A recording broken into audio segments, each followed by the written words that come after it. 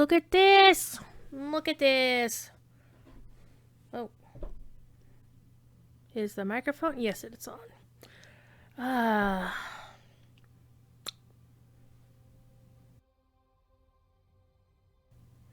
Apparently I need to fix some stuff in my stream deck. As you do. Alright. We're gonna go into the Shadowlands again with another alt to take through them all. Or another alt, depending on how many I get through during the stream. Today and yesterday were fucking stressful. For reasons. Not gonna go into the details. Something that directly involved me, and something that only involved me because I was the person's moderator and had to be a moderator. Unfortunate. Anyway, we're gonna play World of Warcraft today because World of Warcraft is awesome. Gary, hello. Kill 'em. How are you, sweetheart?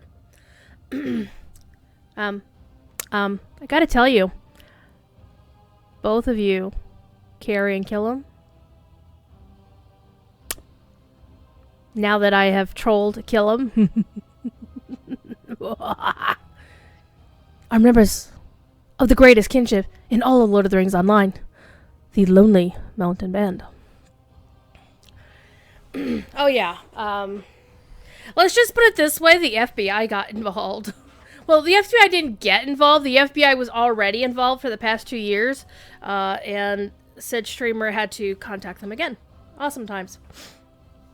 Far apart, never alone. Hell fucking yeah. However, I need to go beat up things in Azeroth, and chilling with my peeps at Ales and Tales tonight is not the way to vent my need to beat the shit out of things right now. So, Carrie, I don't know if Kill told anybody of how I inducted their alt into LMB. So I did the officer interview like normal. Then at the end of it, and this was actually conducted in the prancing outside the Prancing Pony, where some folks were just taking turns playing songs solo, whatever.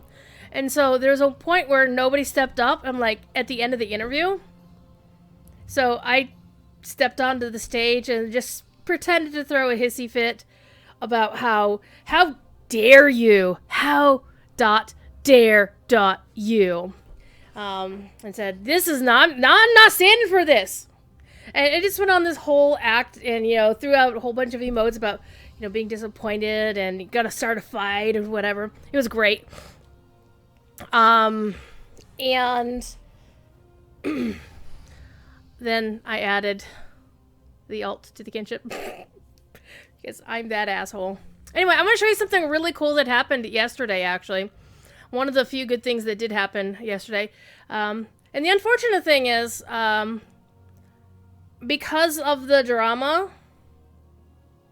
both sets of drama I had to deal with yesterday happened right after the photo shoot for the Weatherstock photo shoot. And right as we were going to get ready to go to the Mad as Heck raid, I had to bow out to take care of business. And I was fucking salty about it. Because I love the Mad as Heck raid. It's fun. And I'm also mad that, I'm sad that Kilm couldn't make the Mad as Heck raid because it is fun. Anyway, I want to show you something real cool. I am on my main, and I'm riding this mount, which, by the way, does fly. This mount is the Antorin Gloomhound, which you get for completing this meta achievement, which basically means you go through a series, like this has all been completed yesterday. Like all of these achievements, by doing it in a raid group in Antares, which was the last raid in the Legion expansion. And you needed people to do this. This wasn't a thing that you can just go in and do the raid on your own without, blah, blah, blah. We also completed Last week I completed the Glory of the Firelands Raider because there's two, as you can see, two. See, I'd done like all the rest of these way back like 5 years ago. God, old. But we did these, oh no, I did this one. The bucket list one is, what was that? Oh. That's the one where you have to lead one of the bosses around all these places without killing him. And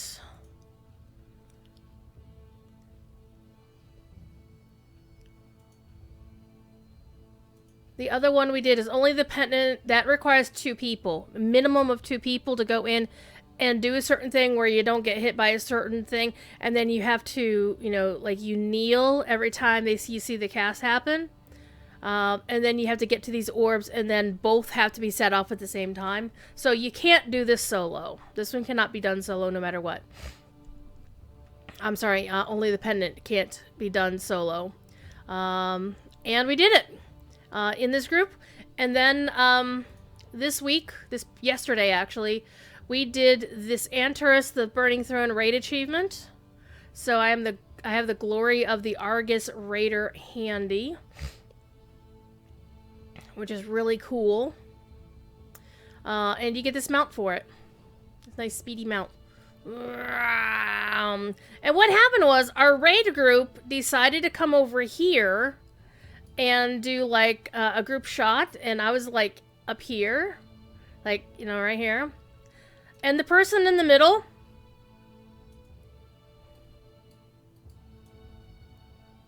is this character's son's voice actor, Josh Keaton, who's the voice of Anduin Wrynn here in World of Warcraft. He was the one leading. Well, he wasn't leading the raid per se. He was. It was in his Twitch channel that this all was happening. I need a place to land because I need to switch alts. Here we go.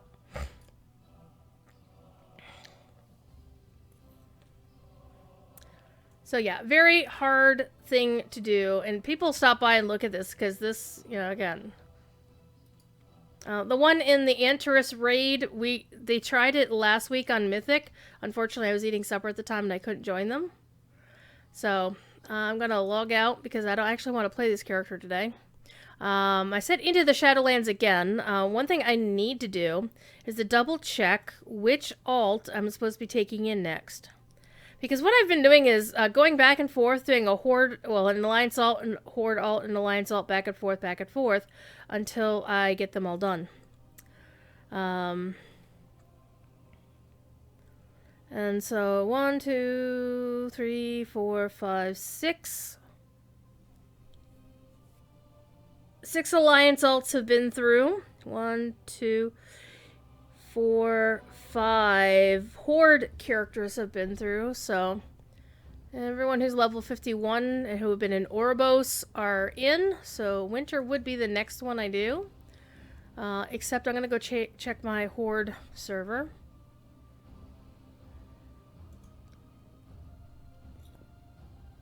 Want to see if you can log out while flying in 14? Nice. Yeah, I really want to play Final Fantasy 14. I don't have time to play Final Fantasy 14. Okay, so we have 1, 2, 3, 4, 5, 6.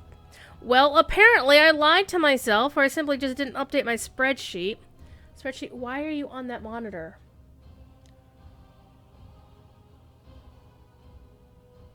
One, 2, 3, 4, 5. Oh, the troll. Pun, not intended. Storm the troll is also a level 51. I forgot that. Okay, so we're actually going to go back to the Alliance side. See, I would like to play 14. I just don't have time to play 14. Do you hear what I hear? We're going to play a Death Knight tonight. Hi. Hello.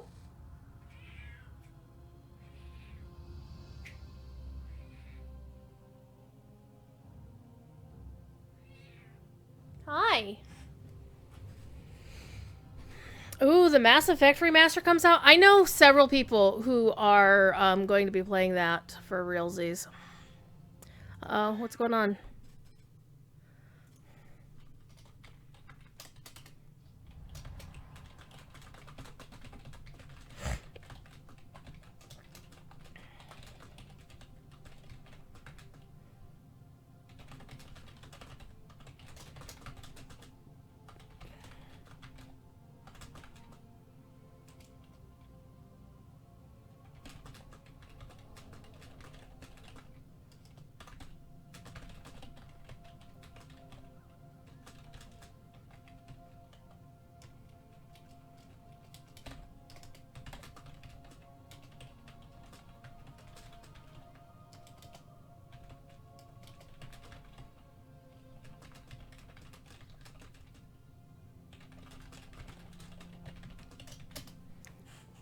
Hi. Thief is unhappy with me because I was cleaning earlier today. Oh, by the way, for those who don't play World of Warcraft, yes, there is a bird on my character's head. This is Pepe, not named for the meme, the artwork that was claimed by shitlords on the internet and turned into a thing. Not the green frog, but Pepe the Burb in his Santa Claus costume. From whatever. Anyway, we're gonna go play a Death Knight, which means we've got to go to Stormwind first. And because I'm that asshole, I'm going to ride Invincible! I have Invincible. Look, it's Invincible. So this is a horse that some people have had it for years, as I have. I never got it when Ice Crown Citadel was the current content, no. But I did get it after a Okay, you I hate. You, right here. You, Hunter. You see that bow? I want that bow. You see that? That is Thoradal. That is my favorite bow in the game. And I have a copy. Except it didn't drop on a hunter or somebody who can wield a bow. So I can't use the one that I have. And it's on... And because it's on a character who can't use bows, it means it also doesn't go into my transmog system. But yes, I have Invincible, and I feel kind of bad because there are folks that I know, like Blizzard employee and amazing author Christy Golden, does not yet have Invincible despite repeated years and years and years of trying, but, you know, it is what it is. We have ordered that Acarus be moved just outside Ice Crown Citadel. Allow me to open a death gate for us. High Lord Bolvar Foredragon has recovered from his battle with Sylvanas Windrunner. He awaits us, along with our allies. Hey! Where'd you go? Thief? Where's he, Thief? See? Here. Bring it, butthead. Come on. Come on. You hear the pens. Come on. Come on. This is his favorite toy. Tom Bombadil sang to you? Wait, what? In game? Was it part of the Woe in the Willow thing? Because they might have cast a voice actor for it if it was the new Wildwoods content. Okay, Deathgate, big honkin' horse in the way. Oh, you know what we should do since this person conveniently has the repair mount up? We'll use the repair. Hi. Hi. Come here, Killam wants to talk to you. Killam wants to say hi. So does Carrie. Meow. Come on. You butthead.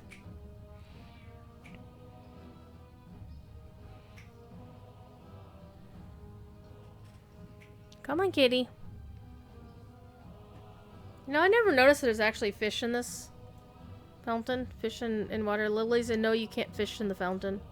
This isn't Lotro. Alright, we're gonna go into the maw and cause some trouble. Serpents abducted key leaders. The Banshee Queen attacked Ice. Okay, my character is going to occasionally cringe because she has this on her. This is something very rare and almost impossible to get now. But shattering the helm also liberated Bolvar Dragon from the Wait, is it soulbound? I think it is. No, it isn't. Oh, I could send it to an alt. Bolvar believes he knows where the Banshee has taken those she abducted. He awaits you at the Frozen Throne. The leaders of the Alliance and Horde have gathered with him. Alright, we're playing an Alliance character. The peace remains tenuous. These are troubled times. Our people need stability. This voice and Horde alike. We cannot risk sending Azeroth's might sound somewhat familiar. be a suicide mission. Voice actor's name.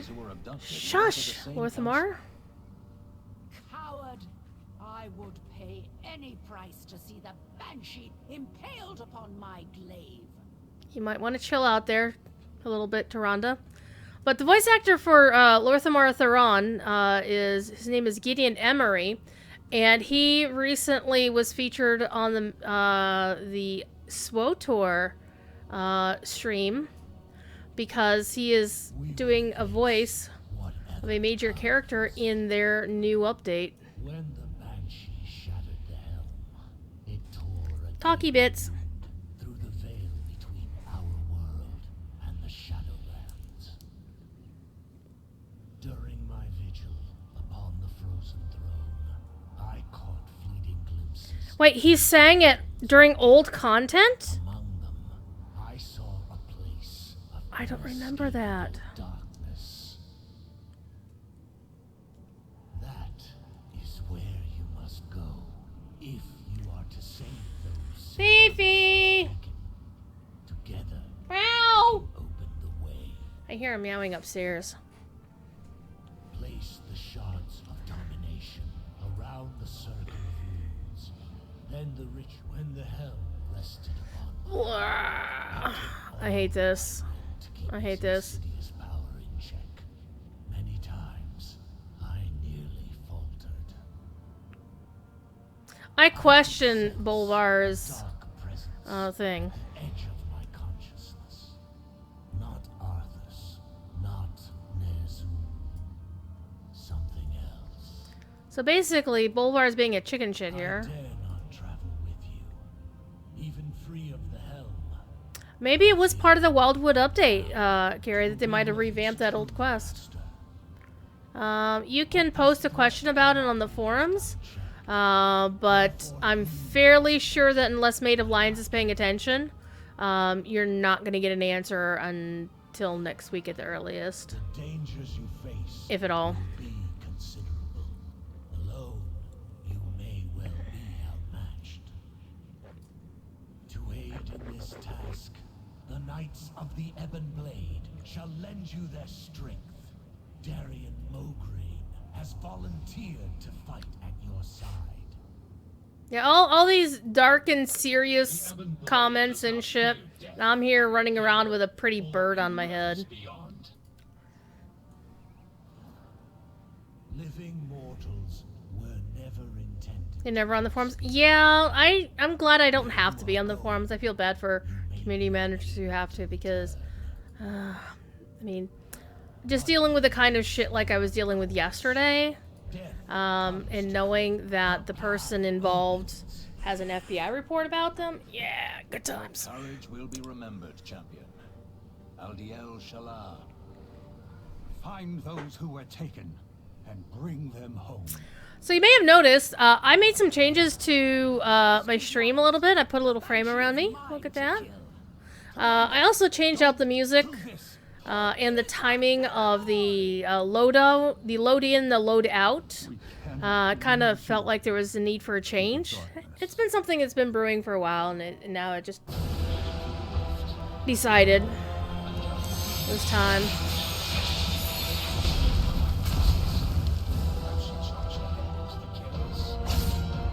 So Darian is saying something, and we're not hearing it because of the cinematics. Look at my character, so badass. And she's a Death Knight, so she's awesome. And my hair's in my way, as always. No, it's fine. I don't mind talking about Lotro. Lotro's awesome. So, and her name is actually Winter, not Deathlord Winter. Deathlord is her title. It's a prefix title. But once upon a time, some years ago, Blizzard released a whole bunch of old names so that anybody can claim them. And I found out that Winter was free on my server, so I yoinked it! It was worth the $10. What are you people doing in this Discord? I'm also the moderator for Josh's Discord, and I love the fact that people are chatting about googly eyes right now. Most of the people in that community are really nice. There's a couple that are problematical. Alright, let's go save people. Let's go save our fellow Knights of the Ebon Blade. Fight your way out of here. We will meet you ahead. You need something. Oh, yeah, we need to kill this guy. And watch me forget my Death Knight rotation, just saying. Because I will have forgotten. No, I actually basically changed out the music that plays when the stream starts, stops, goes in BRB mode. It's actually the stuff that I had used before. The stuff that Cordovan had said I could use. It's not Lotro stuff. It's actually music that he himself made. Like stuff from his old band from Indiana. And, yeah, stuff from his old band in Indiana. So good times. In your face, buddy. I see something cool. Oh. No point in dropping Death and Decay. But yeah, hit him again! Hit him when he was down. But watch this, watch this.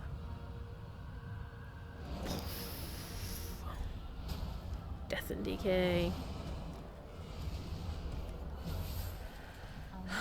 So I didn't get anywhere near as much cleaning done yesterday that I wanted to, and I know that somebody would be like, well, why aren't you cleaning now, Joe? It's because I wanted to stream right now. I will just get up early and finish the stuff that I needed to do. We can also do this to him. Yoink! We are establishing a forward position. Go. Make sure we hold it. Oh. Alright. So the downside is this really is a pain to have to do this on every alt.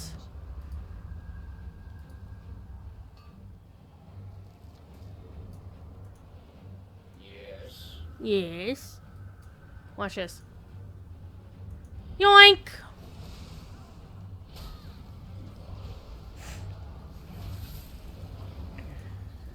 Yeah, whatever.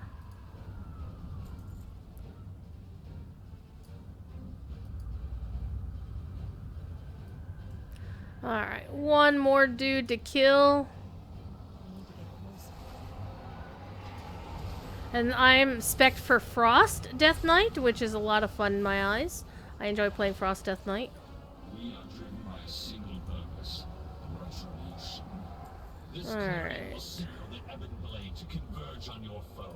So Darien is basically one of my 4 horsemen, because in Legion, Death Knights were tasked as part of their class story to go raise the 4 horsemen of the apocalypse kind of dealio, and Darien became the leader of the 4 horsemen.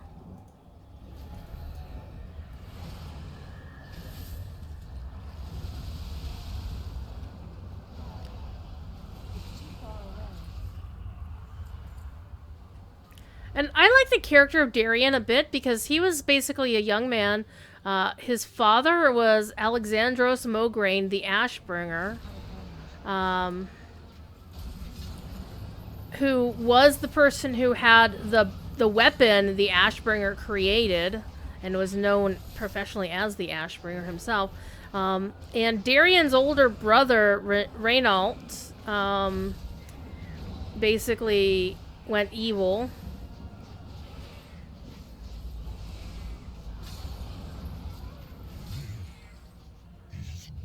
We rally up ahead. Go! And murdered their father. Let's get moving before reinforcements arrive. Okay, this dog's gonna attack me. But I bring you Thief Kitty. For goodness sakes. I has a kitty.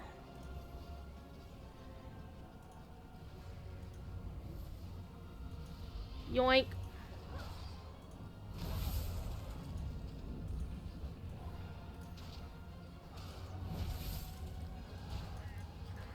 How's a kitty?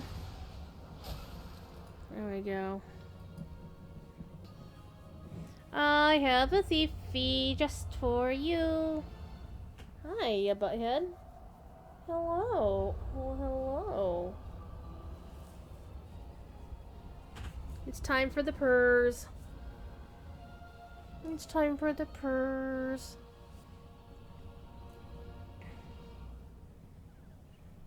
Now you can shotgun a lot of this content if you're not streaming, not paying attention, or not focusing on anything else. Like if you're focused on this, you can get through this fairly quickly. But there's a lot of it that is bound by hearing people say certain things and whatnot. Let's try not to draw unwanted. When he says we're vastly outnumbered, I start thinking of the song from Hamilton. The part sung by George Washington. That's we're outnumbered, we're outgunned, we're outmanned. That's a thiefy. That disc priest is fine. Oopsie. More of Lady Proudmoore's handiwork. It would be unwise to break the enchantment. Let's move along. It won't let you use Thief's emote? That's weird. The Lord Admiral is truly formidable. To have bested one of these monstrosities. It's not a permanent unlock, though. Hold. Up ahead. It's Lady Proudmoore. But I saw the emote.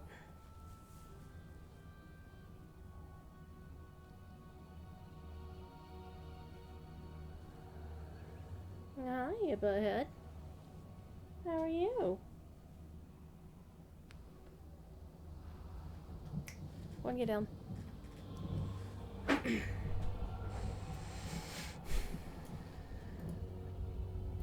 A long road lies before us.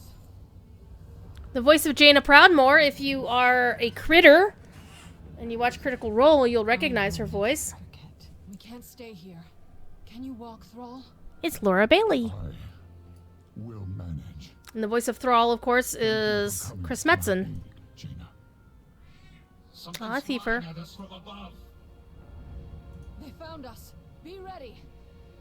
Be ready for anything. We'll murder all of the things. Cutscene. Struggle all you like, mortals. You cannot escape your fate.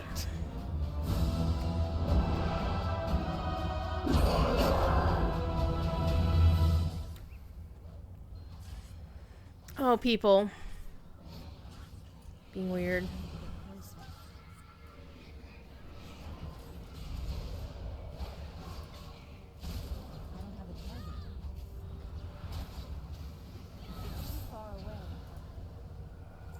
Do!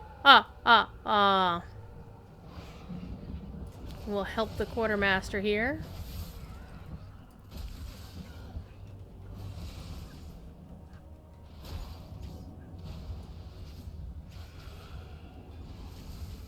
Your chains will be eternal. Will they now? Really?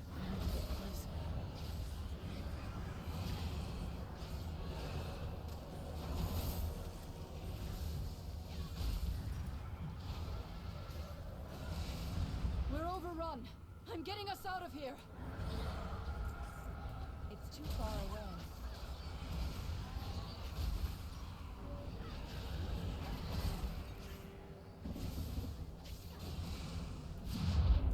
Left some mirror images behind. behind to keep them distracted. I know. The illusion won't hold for long. Hurry! The Alliance will... Somebody called themselves W.C. Fields? Okay. A single spark can set the world aflame. There's a cave just around the bend. With any luck, we can reach it before they notice. Let's hope so. Our captors won't be pleased you managed to slip past them again. You will not evade our grasp, mortals. Well, there goes our luck. Knights, secure the cave! We'll hold off these fiends.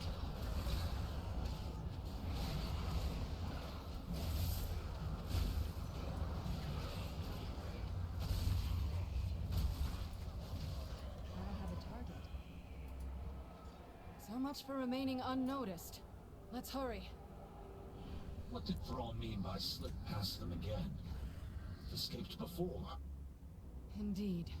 I've broken free countless times, only to end up back in... And if you watch long enough, once we get to Oribos, which is the central hub for this expansion, we'll have our very own Sarah Oakhart moment. Another ambush. Bring them down. It's too far away.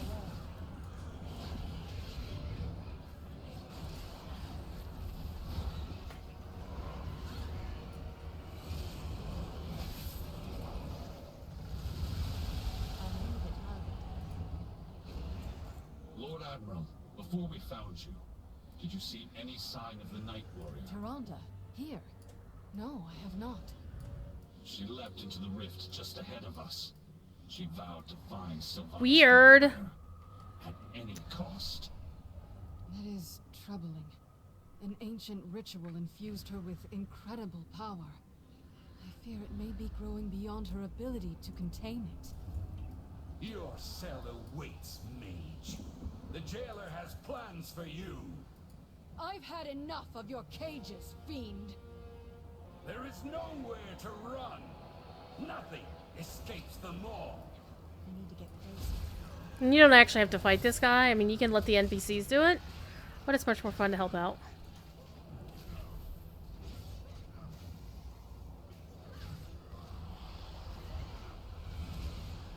These allies of yours are insignificant.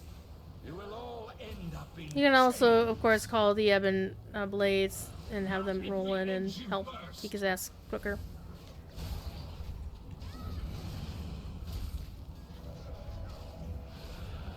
It is useless to resist. In here. So I don't know what's going on with that, Carrie. I really don't, but I appreciate you unlocking Thief Kitty emotes. We should be safe enough here for the moment. What's going on in Discord? When you first News from arrived, Ark? I wasn't sure if you were Oh even no. real, or if you were just another illusion Stuff made going to on. torment us. I was beginning to lose hope that I'd see anyone from our world again. By the way, look at Thrall's really amazingly badass axe. And we'll all be sad that he decides to throw it away later. Yay! Congrats on your ding there, Demon Hunter. What would you ask? the I dawn love those warglaives and I want them. Alright. We all have our ghosts. Control your power. Tell me about this place. Will control you. And this is one of the things that's like, Very well. it takes so long to get through because you have to wait for them to stop talking. Legends call this realm the Maw. Because it's not like a cinematic that you can cancel out of. And why would you cancel out of a cinematic? The in-game ones are made by my friend Taryn, so, and his team. So I always feel guilty if I cancel out of one. Souls are being held Look at that! Look at this! Look at this! You can be a fox person in WoW. They're called Volpera. They're Horde. One of their tormentors, and ours, is Sylvanas Windrunner. It seems she has made a powerful ally. By the way, I love my She character's is what hairdo. Someone called the jailer. It's got this little bob. Because it works so well with this crown, this cosmetic crown that I'm wearing, that turns my face into a skeleton. Look at that. Turns my face into a skull. That's something you buy in the Blizzard cash shop. We know little about him, but it's clear he has taken a special interest in us. Jailer, bad guy, as far as we know, until Blizzard decides to rehabilitate him again. We have endured countless The way torments. forward will not be At times, easy. it felt as if we were being tested. Though for what purpose, I cannot say.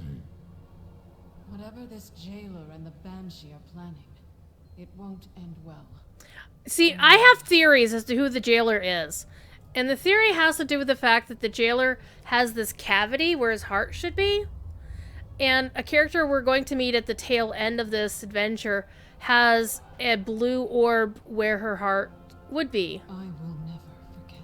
And so my headcanon says that this jailer person was actually the predecessor to this other character we're going to meet. But I have found no means of leaving them all. I can only manage to teleport short distances. This nightmare feels inescapable. Countless souls are now pouring into this realm. Some have been here for untold ages. Perhaps one of them knows a way out. I can scarcely imagine the horrors such spirits have endured. I fear there's nothing left of them to save. They manifest as malevolent shades that wander the darkness. I doubt they'd willingly help us. Now, one of the interesting things here, you notice that this Frost Wolf Warrior has the same axe that Thrall has. And this Kirin Tor Mage, well, you can't see her weapon, but she would have the same weapon as Jane. So what happens is, when you are doing an instance where you see another player and they have NPCs with them, when you see the NPCs, like, you see your version of those NPCs, you see the real ones, the real names, the real appearance, real weapons. But if you see, as we see this Demon Hunter over here, has a generic Frost Wolf Warrior and a generic Kirin Tor Mage with them. Basically, they're on this part of the quest where they have Jaina and Thrall as their companions, which we're about to do. Now, the curious thing, and this goes a little bit deep into the WoW lore a little bit, is at one point, you will have Thrall, Jaina, and Anduin Wrynn, the King of Stormwind, with you. As far as we all knew, Anduin was a priest class. But the NPC that you would see when another player is on that segment of the quest and you run across this other player, the Anduin, the generic Anduin, is actually a paladin, which is really fascinating. And I just only noticed it the other day when I was playing, and I noticed another player was on that segment of the quest. Or it will control you. In the meantime, we're going to have Darian hang out with us. No rest. Darian and I are the same class. We're both Death Knights. He's also a Frost Death Knight, by the way. He is currently dual wielding. I'm not. I am single wielding a two-hander, and I love this two-hander. It is... I hate mall rats. Everybody hates mall rats. It's not mall rats, it's maw rats. Come on here. Oh man. Come here, you little freaking shadow. There we go. So one of the cool things is if somebody else goes in and gets these malice shadows down to where you can then interact with them using the item. Like one of these, they have to be weakened before you can do anything to them. As long as the thing is still up, anybody can actually react to it. Which is, like, this person's, as long as I can get over there in range, I can hit their guy. See? As long as they don't despawn. There we go.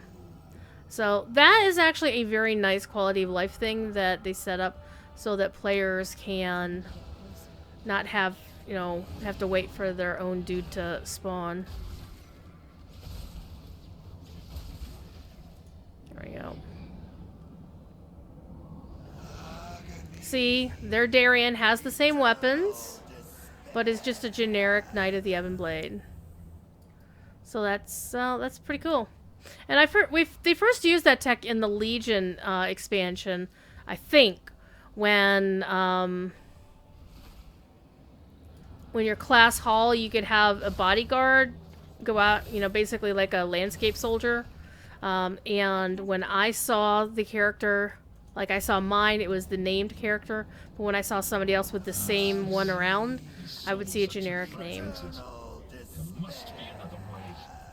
This target poses a considerable threat. I will signal the Ebon Blade for assistance once we engage it.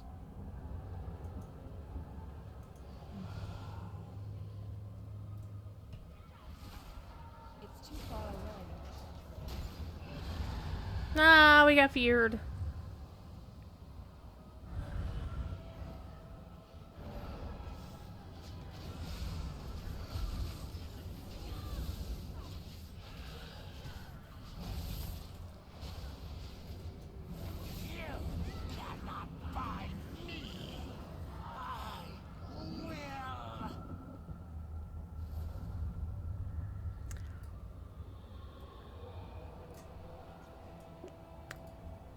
There's no peace, no rest. You're coming with us.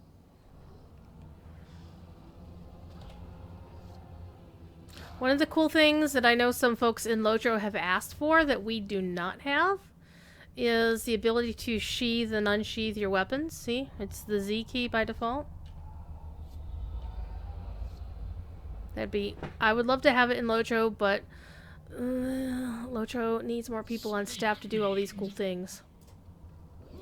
I will do what I can. We all have our quests. Be careful who you trust. Okay. We're gonna go find the king! Once we find Anduin, my staff will serve as an anchor for me to teleport us back to safety. Come on. All set. Let's get moving.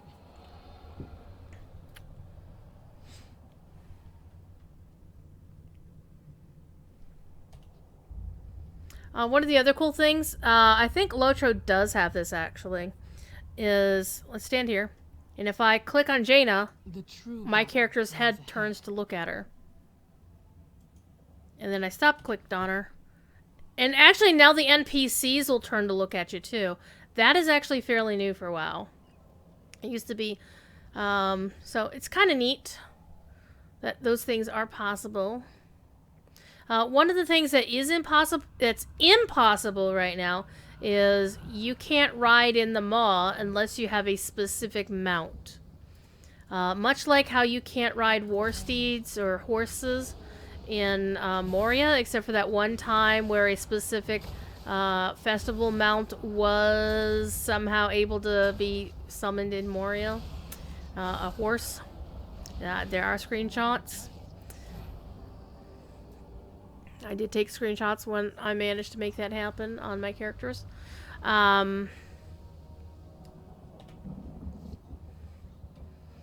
Basically, nobody's allowed to ride their mounts here. Oh, I knew he was going to aggro. Now, there are a couple that you can acquire that are only available during certain times, and I think there's one that's also craftable, but you have to be... I take a look at this, and I'm like, who's even gonna bother to stand... Like, this is not a trap that's like, oh, you gotta watch out for it. It's obvious that it's a trap.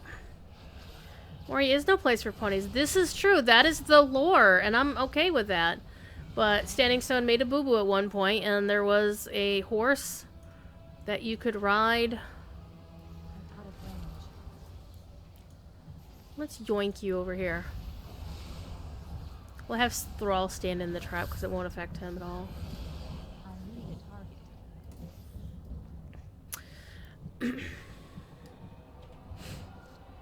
However, I'm understanding that the next major point update, the 9.1 update, because we're currently on 9.0.5, that everybody will be able to ride in the maw. Regardless, starting with that update. I'm personally hoping that they're going to add a skip for this, because this is something that they did in previous expansions and updates, is when they added something like this, like an intro quest, that eventually they set it so you could just skip it. The only main reason why you wouldn't want to skip it is because it's an easy level. You seriously will gain an entire level from 50 to 51 just by playing through this content. But there's so much other things. Succeed. Such a narrow vision. You disappoint I've met her me. voice actor once. She was very nice. No matter. Her character, not so much. We will find what we seek. In a moment. And I mod for him on his Twitch channel. How badly are you hurt? I will live. My king! I'm relieved you're all safe. These bonds are too strong to break by force. Screenshot. We must find a way to free him. Screenshot.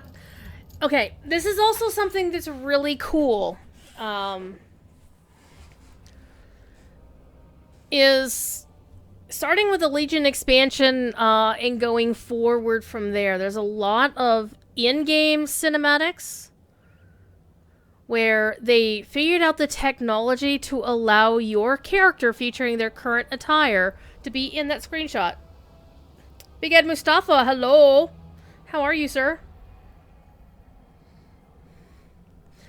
So, it's really cool when you're in this pretty sweet cutscene and then your character is there doing whatever. And that's why it's very important that you buy the transmog mount. That way, anytime you pick up a piece of gear, because in WoW, you don't just set a costume and forget about it. In WoW, there isn't like an equipment outfit and then cosmetic outfits that you can just flip around willy-nilly. Their way of doing things is you copy the appearance of whatever item or weapon or outfit onto the piece of armor you're currently wearing. So as soon as you switch out a piece of armor, you have to then fix its, you have to redo the cosmetic appearance, reapply the cosmetic to the new piece. So it's a bit of a different system than WoW does, and they also don't have dyes. No dyes. A just cause is always worth fighting for. It's so weird that I actually get to hang out with his community. He has such a nice community. I like hanging out with them. And I do keep an eye on them in the Discord, their Discord right now, just to make sure nobody's getting out of hand. They're currently talking about spritzing Gen Greymane with holy water or something, a bad dog, bad cat. What's going on in the world of Big Ed Mustafa? Oh, Carrie, the game that I loved, the dye system, the cosmetic system was a little bit weird in that you could add pieces to a wardrobe gallery, but you couldn't, for example, do a lot of, you couldn't use a weapon for one class for another class because their weapons were very class specific. But any random pieces of gear, as long as they did actually adhere to the heavy, light, medium armor things, so it wasn't as flexible in terms of what pieces of gear or cosmetic armor you could wear, but their dyes were fucking amazing because they had 3 dye channels. So there's a primary dye channel, a secondary dye channel, and a tertiary dye channel, and within each dye channel there was I would say probably about 3 times as many dyes as Lotro has. 4 times as many dyes. And some of them were really easy to get. You just buy them with, platinum or whatever. Some of them you had to find the recipe to make. Some of them you had to find bottles of dye on raid bosses and shit. It's a big deal. That was WildStar. A game that sadly is gone. Unfortunately, WildStar had some development issues. In full disclosure, I used to be a volunteer moderator for the channel. Actually, I and one other person were the only non-Carbine employees who were moderators there. I was the main moderator on duty the day they did their free-to-play conversion stream for 12 hours. And they literally had a countdown clock on their channel for 5 days. and had like 200 people in chat just watching the clock for 5 days. And then on the very last day, they had over 9,000 people in chat, and it was like, oh my god. And the fun thing is, I still have friends from the WildStar fan community, and also a lot of friends from the WildStar dev team. In fact, my dearest friend on that team is Jeff Kurtnacker, the composer. Surprise. And I'm super stoked that he now works for Blizzard. It's a paladin having fun down there. I love playing pallies. But WildStar had a story of this planet everybody was going to called Nexus. And it was being fought over by two factions. The Dominion were the imperialist sorts, and then the Exiles were your rootin' tootin' cowboy sorts. Oh no, I need a key, which means I need a bad guy to murderize. Or to hit with a...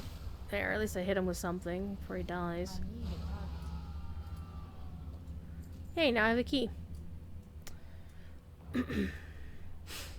But it definitely had a cartoony feel to it. A lot of the artistic design. It's a very vibrant game. Very, I mean, if you Google images for WildStar, oh my god. And you could play like two kinds of humans. You could play a robot race called the Makari. You could play a Rocky race called oh god, now I'm blanking on their name. I feel really bad about it because one of my favorite devs actually was the inspiration for that race. Basically a Rocky, you know, sort of race. And why am I not getting keys from these guys? Jesus. And one side had a cute race of bunny people called the Orin. The Exiles did.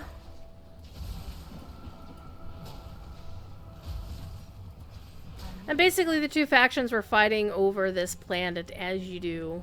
And the problem with part of the game is it spent way too much time catering on the 1% of raiders. Like, this game is so hardcore, and they were trying to go back to what WoW Classic is or was, and in that you had to do attunements to go into raids. Everything was like super duper rough, and they were catering to like the most toxic and hardcore sort of, you know, 1% raiders.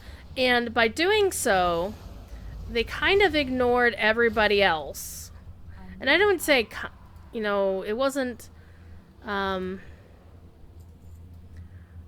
it was just so many people who liked the game and just were like, this community isn't for me because I'm not so hardcore. It's about all being badass, and like one of the classes had an atomic sword as the warrior class was their signature weapon.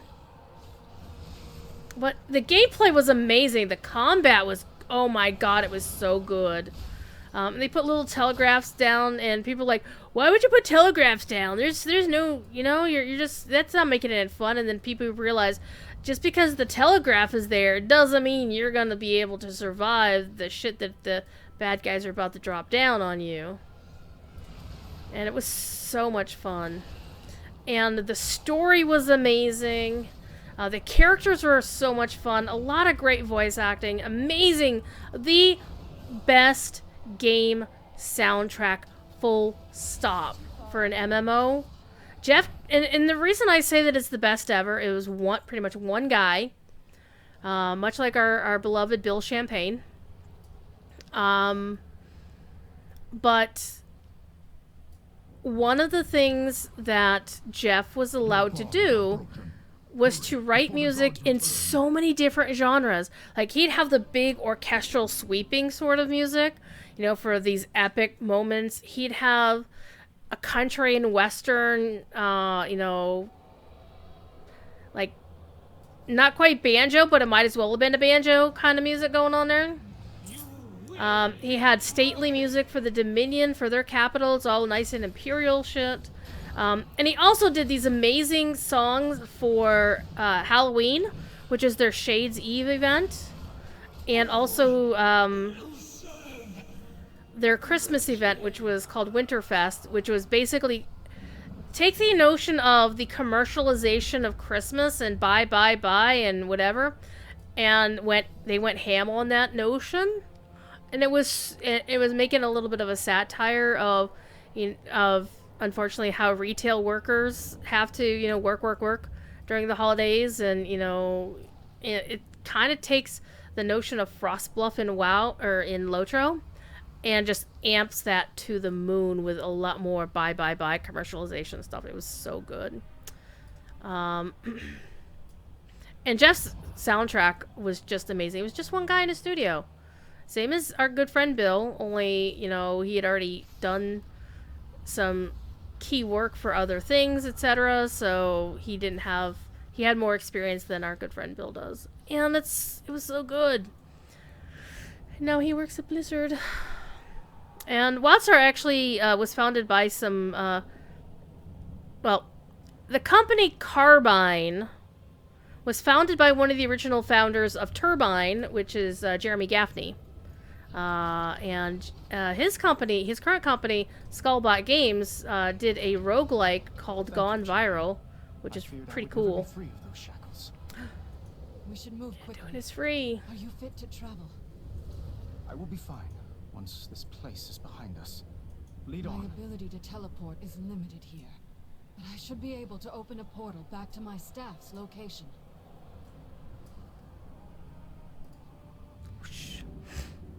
Those wounds look serious, Thrall. Let me tend them. See? Healing. It'll feel good to be back at full strength. So here's the thing, again. Priests can't use swords. They can use daggers if they're being a shadow priest. And our golden boy was not a shadow priest. Nor can priests wear plate armor. So, if I saw another player on this stage of this quest, or the one about to kick in here, Anduin would be replaced by an Alliance Paladin. So he's currently Paladin class. And sadly, you can't change a class in WoW. But to be fair, well, somewhat, Blizzard has their lore characters sometimes being other classes. Like, there was a Night Elf Priest who became a Night Elf Paladin. Players can't play Night Elf Paladins. I'm a little bit salty about this, because I want to play one.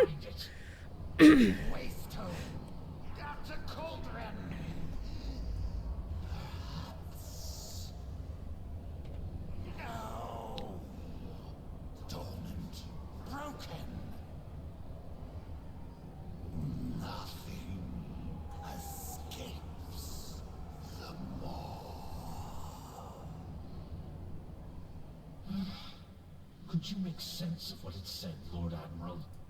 The cauldron it spoke of lies beyond the River of Souls. I believe Bane is being held captive there. Then it seems our course is clear. See? Right here. Stormwind Paladin. Right there. So, Anduin is currently being a Paladin. Which makes sense because, he's... Except, well, Charlemagne, this is his father's sword, Charlemagne. Charlemagne can actually split into two, so he can dual wield. Paladins can't do that either. Paladins are either sword and board, or two-handed fighting with a big two-hand, basically like this weapon. Like this person here, who is a human paladin. All right. I will do what I can. Remain on guard here. Signal us when you find this waystone.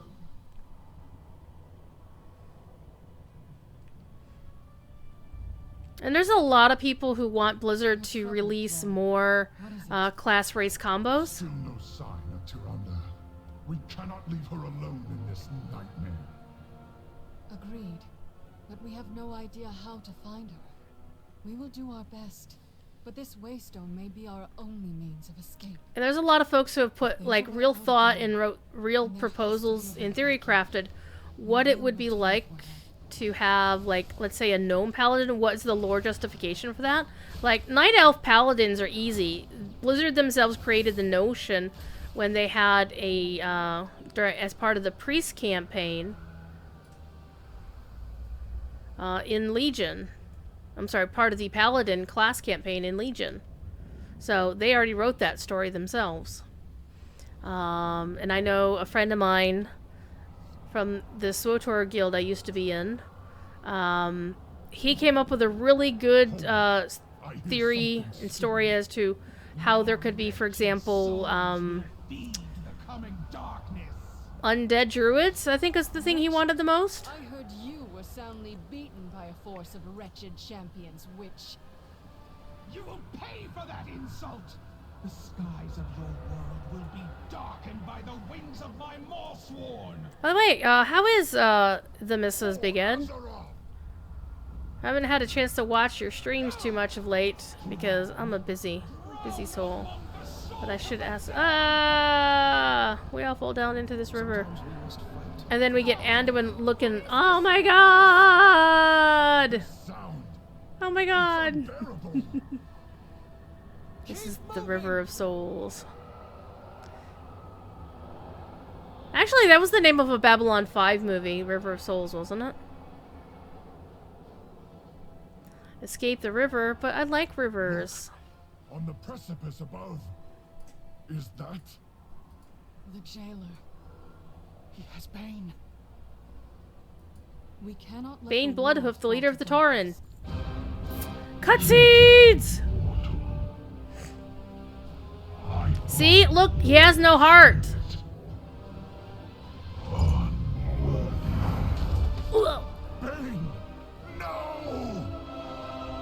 You notice how my character was in that cutscene? They didn't used to be able to do that. I've never seen anything like it. So that is pretty cool. I believe I have. In a place very far from here. Thrall is making references that if you don't know the lore, you don't know what the fuck he's talking about. Together, we are strong. Alright, Thrall and I are gonna go find him a new weapon now that he foolishly threw his own away. And he's gonna find a shitty one. I prefer to strike my enemies face to face. I suppose it's got heft to it. Let's see what else we can find.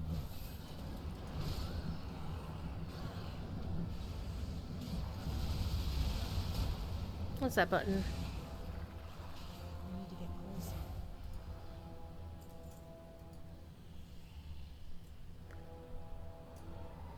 I've never been one for staves, but at least it won't break in a melee.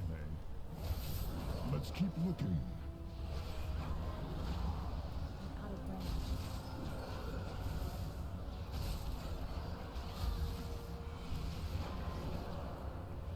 I need a target. It's too far away.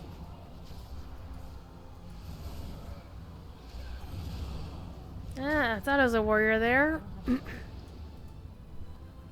This must be the dagger.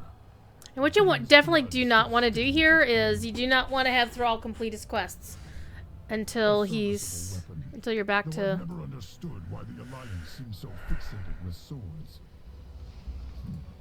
Too much blade, not enough haft. Too long a handle. Better than nothing, I suppose. Let's take one more look.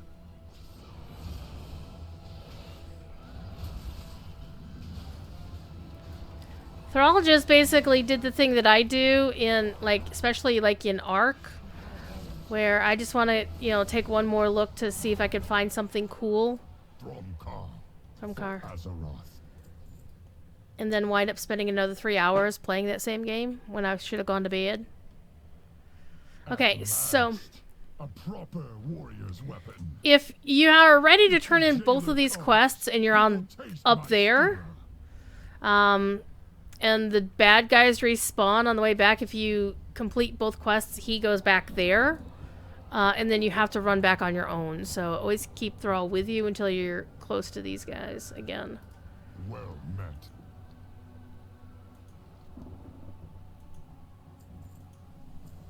Let honor guide your path. And of course, the voice of Thrall is Chris Metzen! The amazing Chris Metzen. I have a funny story, the time how it took me 2 years to from the time I first saw Chris Metzen up close and personal and to actually got to meet him. And it was all Dave Kosak's fault. Hold on, Bane! Do not let the jailer take you! Dave is good people. I just gave him shit about it for 2 years. Bane, can you hear me? Can you hear me, Bane?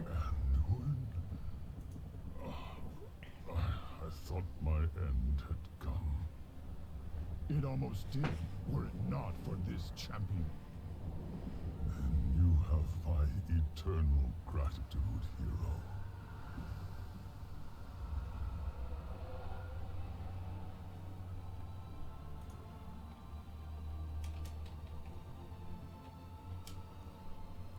Interesting article Ski's posting all over the place.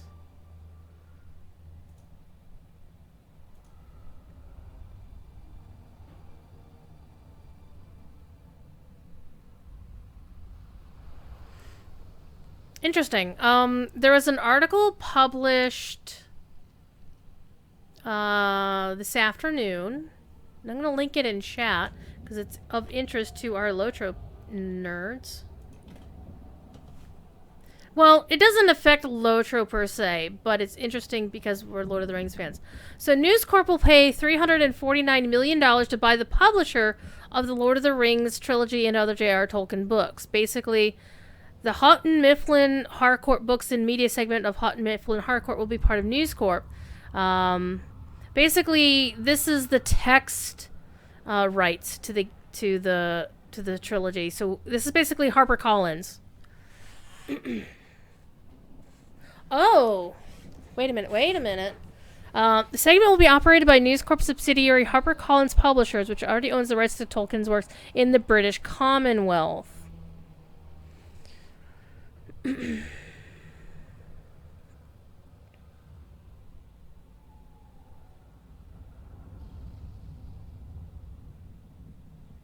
So they're buying the book company versus the Saul Zaent's company, Middle Earth Enterprises. So any rights involving... Alright. I'm actually going to post this in official Slack so people know about this.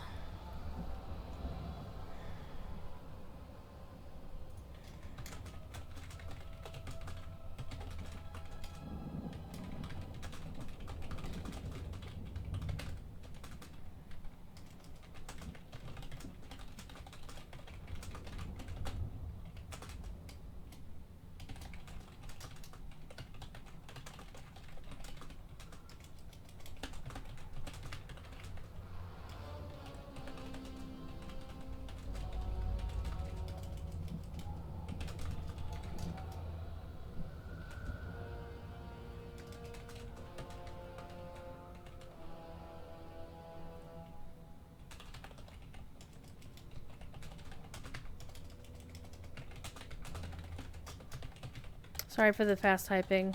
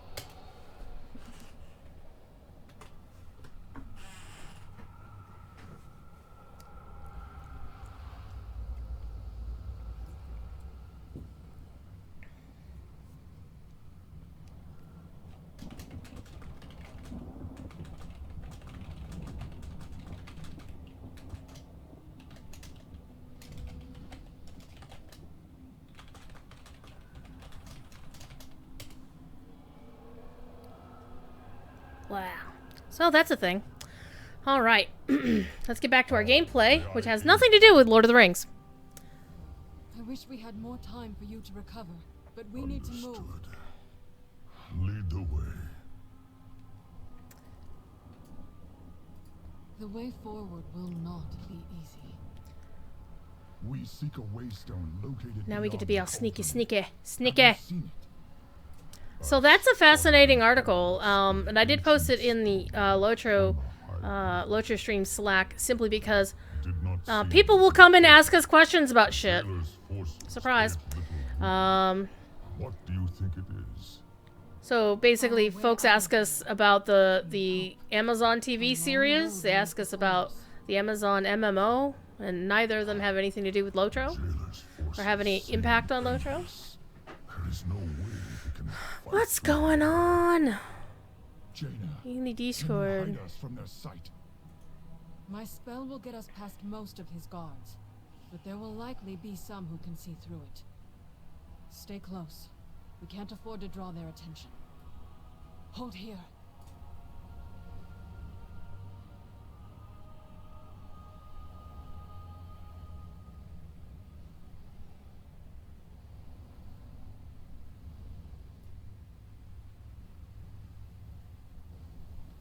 Careful. These eyes can see through my spell.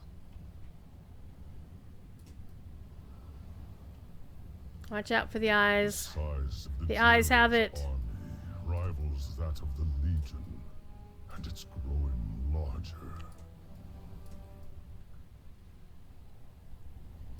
She says, stay away from these guys, and they run right past the dude.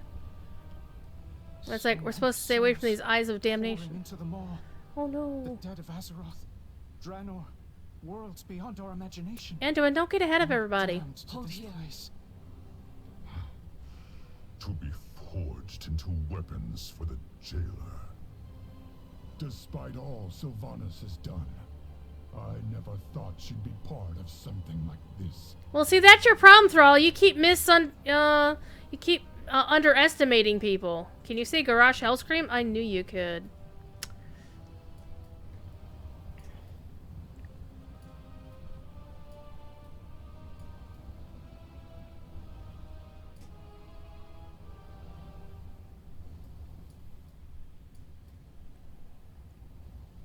Look, on the platform ahead. That must be the Waystone. We need to reach it before the jailer takes notice.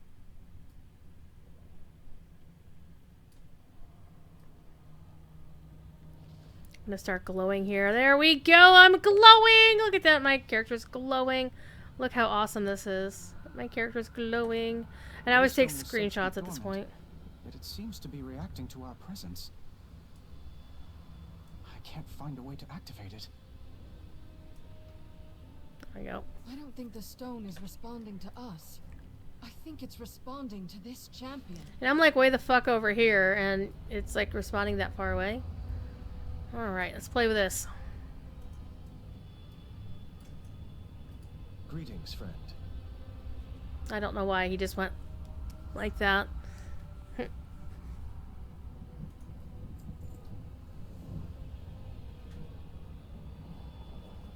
So not made by Titans as far as they're aware. We don't know why the Waystone reacted to us and not them. Be When the jailer vigilant. realizes our plan, he'll send all his forces against us. Our only chance is to keep them at bay long enough for the Waystone to fully charge. Every second counts.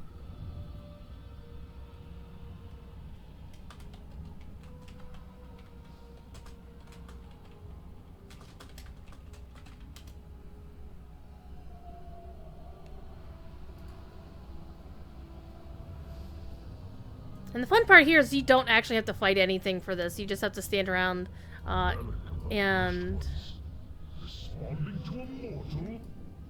Impossible. is stay out of those swirlies. Take them.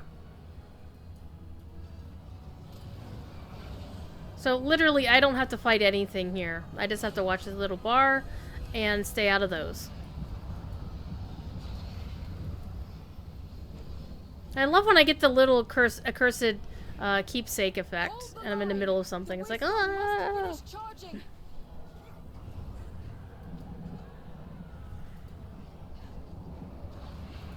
I mean, things will attack me, and, you know, I could fight back against them, but eventually what will happen is, like, one of those guys will aggro it. Like, Anduin is being a prop pally right now.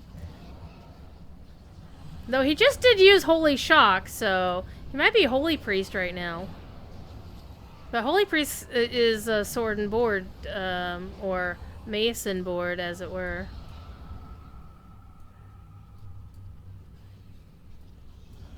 Our forces are vast, endless.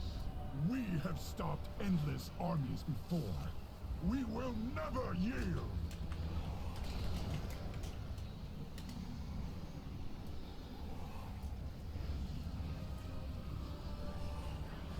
These other guys are just chilling, just chilling, just chilling. Oh, that's Torghast, the Tower of the Damned. And nobody will like being in there. Death comes for the soul of your world. All that you see, all that you know, will be undone.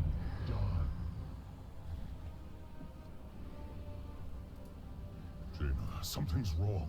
It seems the Waystone has stopped charging. The stone responds to you, champion.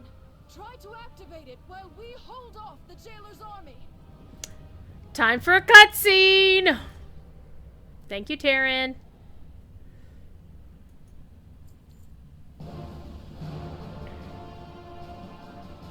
Nothing escapes the law. And of course, screenshots for artwork later.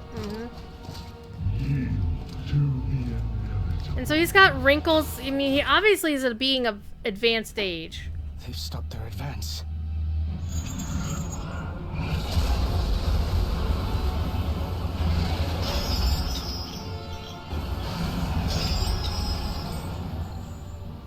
The light is with me, even here. The Alliance theme.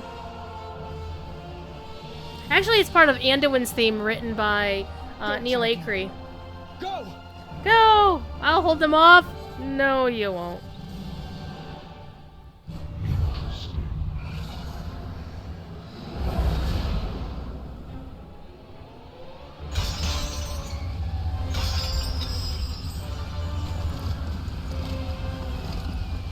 You have failed.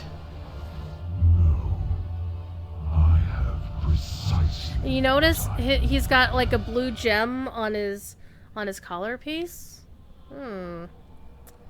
Interesting.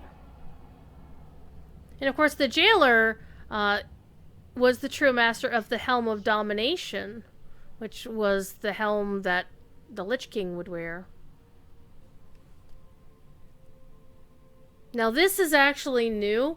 Anytime after your first character goes through Shadowlands and does this, every subsequent character gets this little interlude where this is the catch-up mechanic called the Threads of Fate. So basically what the Threads of Fate are is a different way of leveling up. You could do Threads of Fate, it will auto-complete all of the story, the campaign, and you pick your covenant, and you just do everything other than the story to level up. And I find it a bit, well, I haven't actually done it, but just from the description it sounded way more tedious, because you know me, I like story. The other way is just to keep playing the story and over and over and over again. And the thing that's a little bit different here is in the previous expansion, Horde and Alliance had two separate storylines. I mean, they intermeshed because, you know, they were butting heads. But this story is basically you don't fight the other faction unless you're set to PvP. But everything is all about you. It's basically like a rehash of how Legion had class halls, where your class would have a story. And then there was the overall world story, and that was about it. But here, there was no separate Horde and Alliance stories per se. It's just who the allied races hooked up with at the end. Here, everybody plays through the exact same story. There's no differentiation whether you're Horde or Alliance. I always choose replay story, because if you choose Threads of Fate, you can't go back. But if I get bored with the story halfway through and I just don't want to do it anymore, I can choose Threads of Fate at any time. So I always choose replay story first, just to get this out of the way. Greetings, mortal. An agent of the Maw is attacking Oribos. Defend the Arbiter! It's actually the same voice actor who plays the Jernai racial leader, Valen. Power does linger upon them, but I sense... No, that cannot be possible. Actually, let me ride my other horse. This is my original starting DK horse, who I love because the hooves are blue. And it can't fly, which I'm very sad about. What do you seek? Hi! Meow! Bring them to the Overseers at once. Come with us, stranger.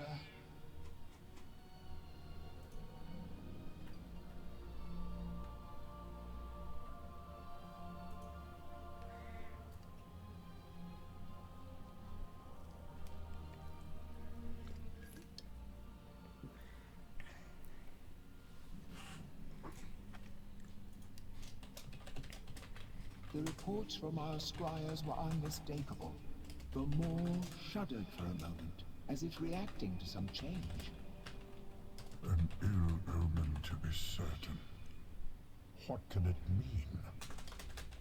Overseers, this stranger appeared at the city's edge. I believed them to be a living mortal. Another unexpected development. We shall see to their reception.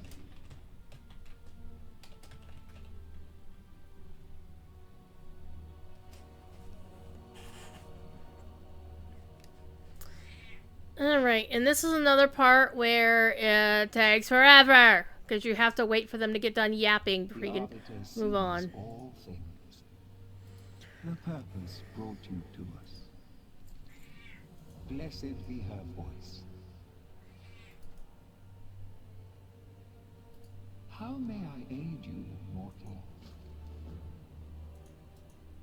Every attendant in Oribos is taught that the Maw is unbreachable, that the malevolent souls within were sealed away for all eternity. This mortal's escape might mean the prison is weakening. If true, the banished one could... Cardelen, Kasher, Herbis be praised. At long last, the Arbiter has stirred. Wondrous news, honored voice. Mere moments ago, there was a disturbance at the boundary of the Maw. Then this mortal appeared, claiming to have broken free of it. A living mortal? Surely their presence here serves the purpose. If the Arbiter reacted to their arrival, perhaps they are the key to waking her. Is this mortal worthy of such an audience? They may prove to be an agent of the Jailer. It is the Arbiter's place to judge souls, Kasher, not ours. I will bring this mortal before her. With her voice have I spoken. Blessed be her voice. Blessed be her voice. One day, she will awaken.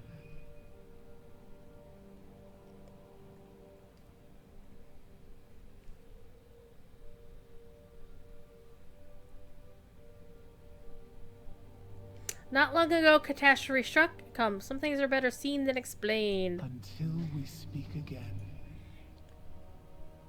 I pray the Arbiter will awaken in your presence, mortal. Okay, this is the Arbiter. You see the glowy blue orb where her heart should be. Remember the jailer had a not glowy empty cavity where that orb could presumably fit? I'm kind of thinking the jailer used to be the arbiter.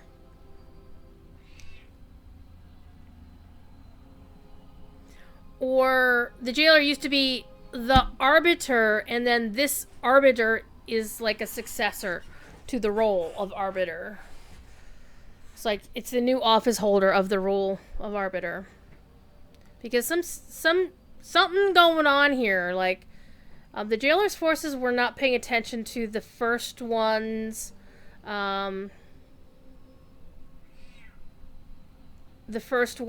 away stone there. And all this tech is all first ones, like the city of Orbos, the eternal city. See, they keep using the phrases like eternal as if this is the way it's always been. But that's horse hockey. Like, there's so many clues that seem to indicate that these folks aren't the original folks who were here. Somebody else built this and they just kind of maintain it. Right, Thiefy? Kitty cat? Kitty cat, thiefy butt. Alright. Anyway, let's go watch the cinematic. Come forth and be judged. She is unchanged, ever silent, ever still.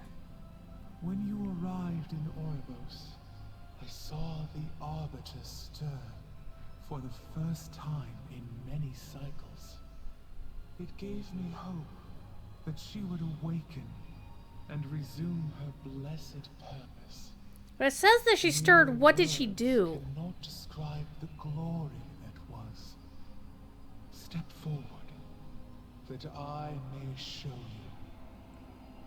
I mean, did she like stretch or what happened there? For uncounted eons, the Shadowlands was in perfect order. Infinite afterlives, with Orbos, the eternal city, as the shining heart. Every mortal soul came before the Arbiter, and she, ever wise. I mean, I love blue fire, but come on, what's going on here? All that had shaped a soul in life. With this knowledge, she consigned every soul to the afterlife it justly deserved. Until...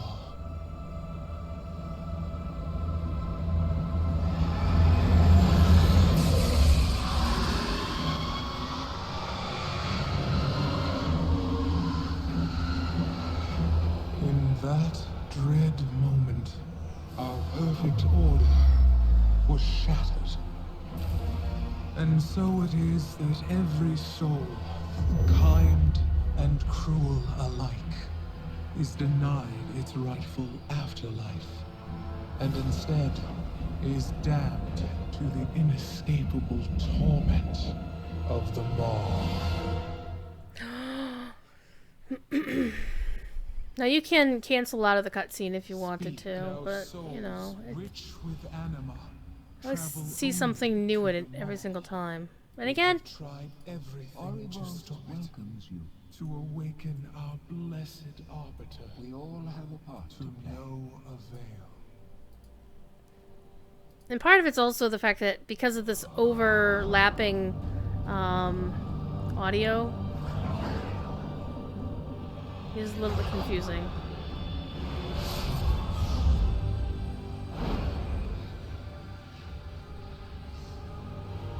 Honey, I'm home!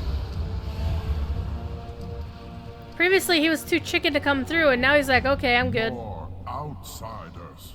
What have you done, mortal? I love that. What have you done, mortal? I am Bolvar Fordragon. These knights are here to help. The touch of the Maw is upon their souls as well. But if they found a way to break free of its influence, perhaps they can aid us. Perhaps.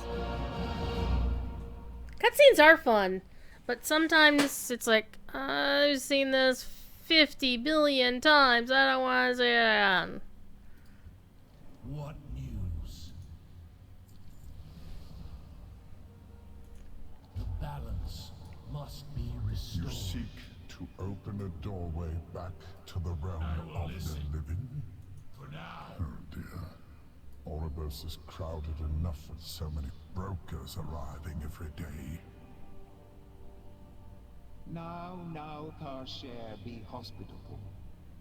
Mortal, I suggest establishing your portals where you first arrived, just outside the city.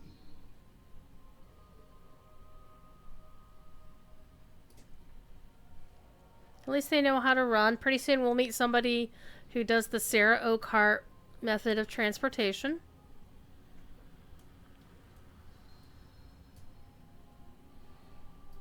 Get on with it. There's work to be done. I have opened countless portals in my lifetime, but never one that connected two planes of reality.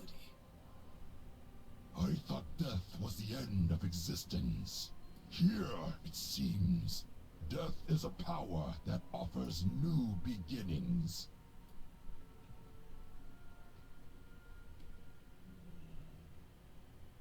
They really should let people ride mounts in here and just maybe get dismounted close to the NPCs. The Arbiter watches over all. Tour time! No time for tours!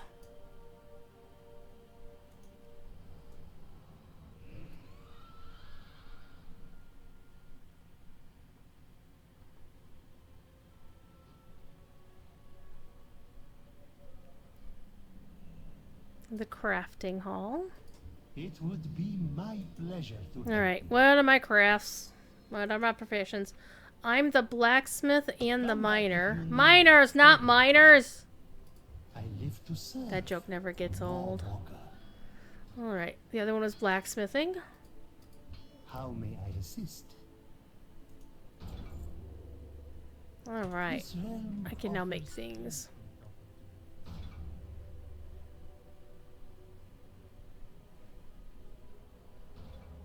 I'm actually curious. Not that. Not that. What? I didn't realize you could hit that command in here, but, well, now you know. Ceremonies, arm guards, ceremonious sabatons. What do they look like, though? Well, let's see. Oh. Make a shanker. Looks like that. What is that? That's a dagger?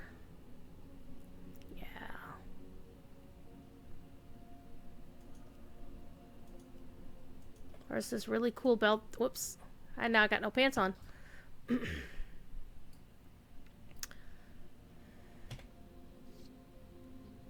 It is a great movie, isn't it?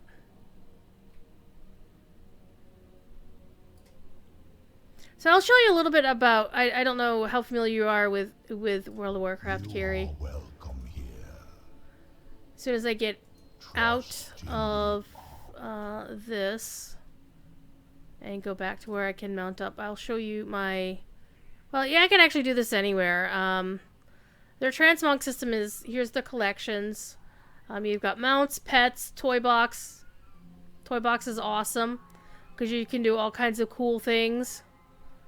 Like, I can't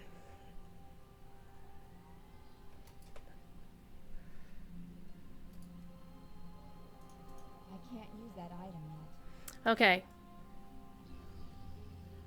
Notice all the NPCs are suddenly corgis.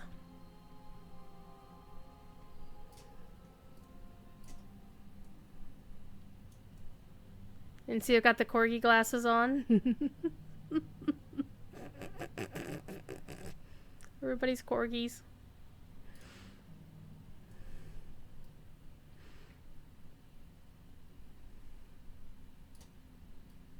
Even other players look like corgis. It's just basically an overlay.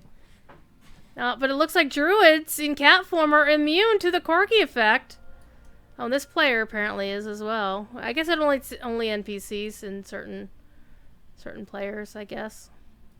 Or some players are immune. And yes, the corgis will wipe their butts on the floor and then go back and sniff it. So that's a thing. So now we've got corgis riding these big honkin'... well, actually, no. That is a player... Oh, I guess it only works on players from my own faction. Yeah, it's a Night Elf Demon Hunter.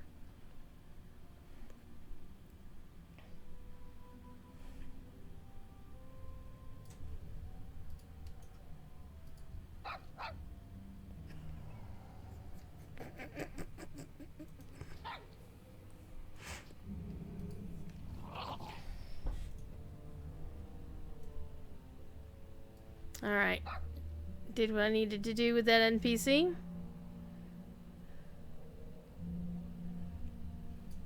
Alright. Let's go back into our collections. And stop playing with the toys. Let's turn that off. You also have heirlooms. Heirlooms are things that you can buy that previously, before this expansion, and yes, they do weird things now. And I think that's actually the plugin, not the game. These heirlooms used to be able to give you XP. Like they were an XP booster, like the Anti-Stone of the Tortoise. If you got the whole set, you get like a certain amount of XP. Very, very helpful for leveling up. And then you have to level these up so they will, you know, go up to a certain level. So this one requires level 1 to 49. So I can't use this because I'm level 50, about to turn 51. I just haven't finished leveling up. And the number here tells you how high they go. I have unlocked all of the heirlooms up to current content for the most part. Just not the up to, but not including current content. And of course you've got your mounts. All of your mounts that you could just, you know, take a look at it. It'll tell you more or less where you can get it from. You know, you can buy that one.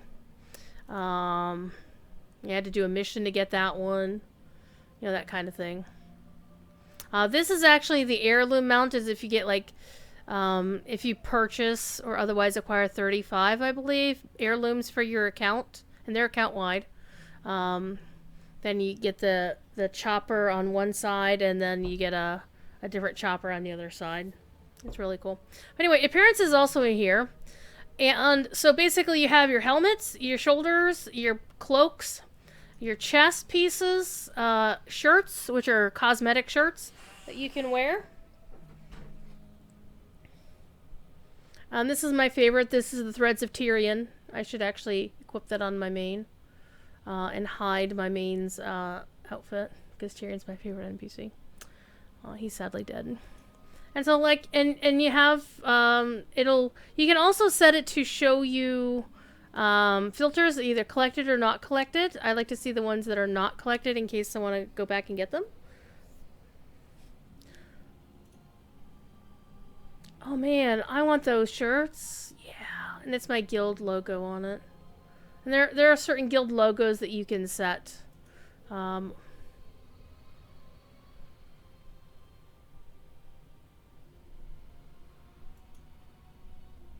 Okay.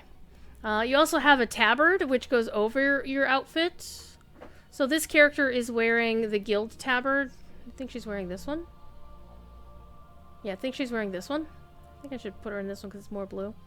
And again, these are the ones that are available to my character. And then there's the ones that are not available to my character. There's some really nice... This is the one I really want. The Rinse Tabard, Vanguard Tabard. That would be the one I would want. The August Celestial, haven't done that one yet. And some of them you have to do by completing certain quests, completing certain reputation. There's all kinds of ways to acquire, and some of them are no longer available, which kind of bites, but they are what they are. Wrist pieces, you can show your gloves, you can show your belts. And one of the cool things about this is... It typically does newer stuff first, older stuff way down the line. But it also, you can kind of see like the background image, like it's going to show you what it looks like on your character. Like the background, the mannequin that the piece is sitting on is actually a human female model. Because in in WoW doesn't have a body slider. It's like, if you're a human female, this is your body type. You can only change basically your skin tone and your face. And some of your jewelry, and that's about it. But your actual body, every human female looks exactly like this, aside from her actual face and hair and skin tone, pretty much. And so the transmog system, you can then go look through all the belts, you know, your pants, your boots, and then you can do your weapons.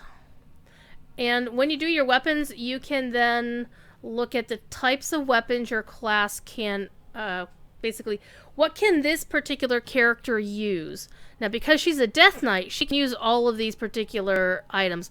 If, for example, you notice bows are not listed here, because this character can't use a bow. So it's very dynamic. It won't show you stuff that you can't use. And it has an offhand, even though it's a picture of a shield, the icon's a picture of a shield, it's also your offhand, either shield or weapon. It says offhand. So here it would show you, like, she can hold these things, like, in the offhand. Now, there's some offhand items that she could use, but she won't, because none of these items are actually set for the class. Like, she wouldn't equip one of these, but she could conceivably transmog to one of those, but she has to transmog it to an item in the offhand. So if she doesn't have something in her offhand because she's using a two-hander weapon right now, she can't mog anything in her offhand, from my understanding. I could be wrong.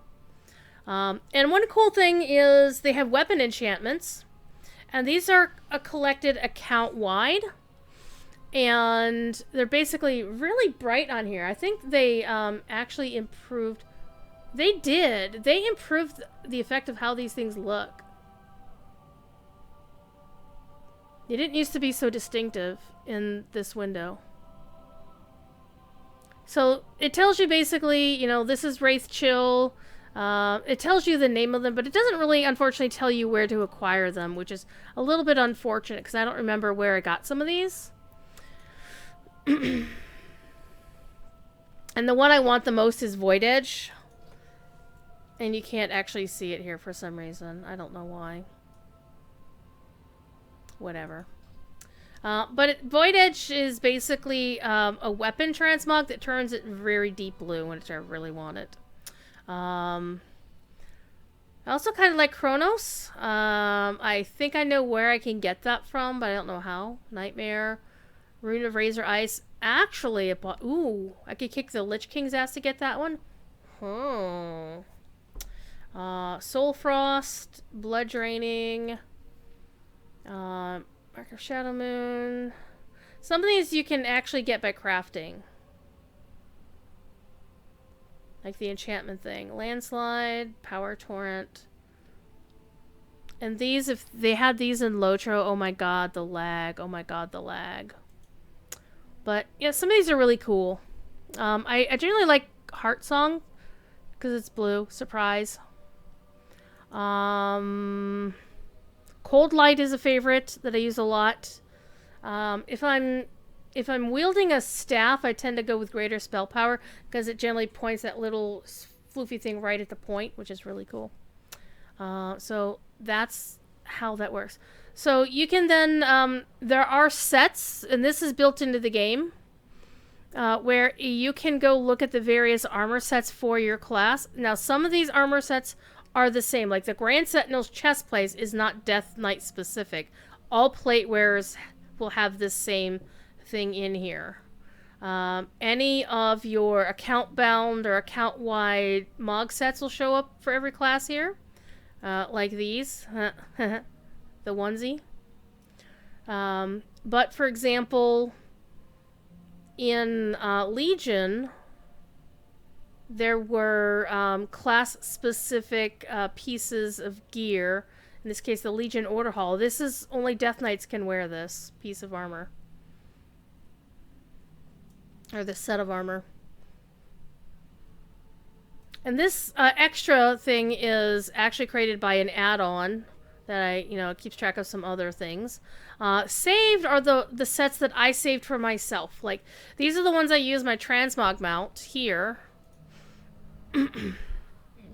Hello, my transmog mount. Talk to the transmog person.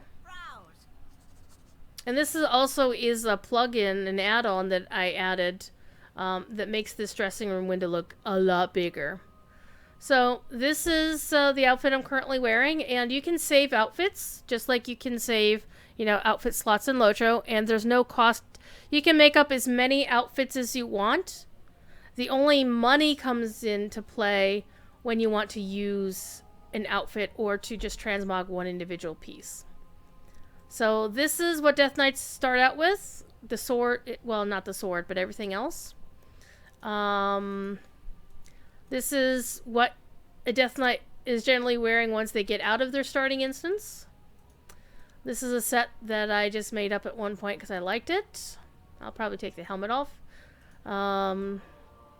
This is a set she wore for the longest time because I just liked it. This is her I actually work for the Alliance set. This is the set she's currently wearing. And that's it. I might actually make a new outfit for her at some point. But the thing is, once you start changing these things out, you click on here, it's then going to pull up all of your shoulder pieces. And then you can sort by whatever. So let's say I wanted to change out a shoulder piece, and all of a sudden, you can't see it, but in the lower left-hand corner, there's a price tag. It's going to be 6 gold, 47 silver, and 99 copper. The more pieces the more pieces you're ready to transmog, tallies up, so it can be expensive. Alright, let's go to the next place, which is the Hall of Curiosities. Except we have that other quest from the Fate Scribe we should turn in. And so, and there's no dyes in WoW. The way to get a different version of a piece of gear... We already did this. So, this is what I wanted. And this is what I wanted. Alright. So, no dyes. And, well, actually, I can show you again. The way they do things is by sets. So, for example, let's pick the Nighthold sets. And they have different difficulties. So if you do Raid Finder, your set will come out looking like this if you get the various pieces. If you do it on normal, it looks like this. If you do it on Heroic, it looks like this. And if you do it on Mythic, they generally go for the bells and whistles, but not so much for Death Knights, apparently. Maybe the Antares ones are different that way. Yeah, so Raid Finder would look like this. Normal would look like this. Heroic looking even better. I kind of like that, actually. And Mythic is like, holy shit. So eventually I would want to get this outfit for this character. But that requires me to get the various pieces here from the Antares raid on Mythic difficulty, which my character is 100% not capable of soloing. Is 6 gold a lot? No. Just as... This is how much gold my characters here on this server have. 209,000, blah, blah, blah. And I'm poor. I don't really spend a lot of time and effort, money, grinding for money. You saw that long boy mount? Are they still up? Is their long boy still up? I don't see it. But that big brontosaur mount is called the... I don't even know what it's called. We call it the long boy. B-O-I, of course. And it was 5 million gold, and that was tough for people to get. It is clear you deserve only the best. Because the average player did not have 5 million gold just sitting around.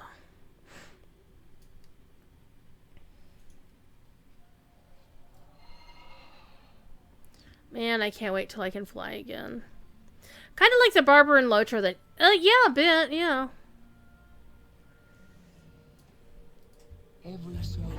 Okay, time for the Sarah Oakheart moment.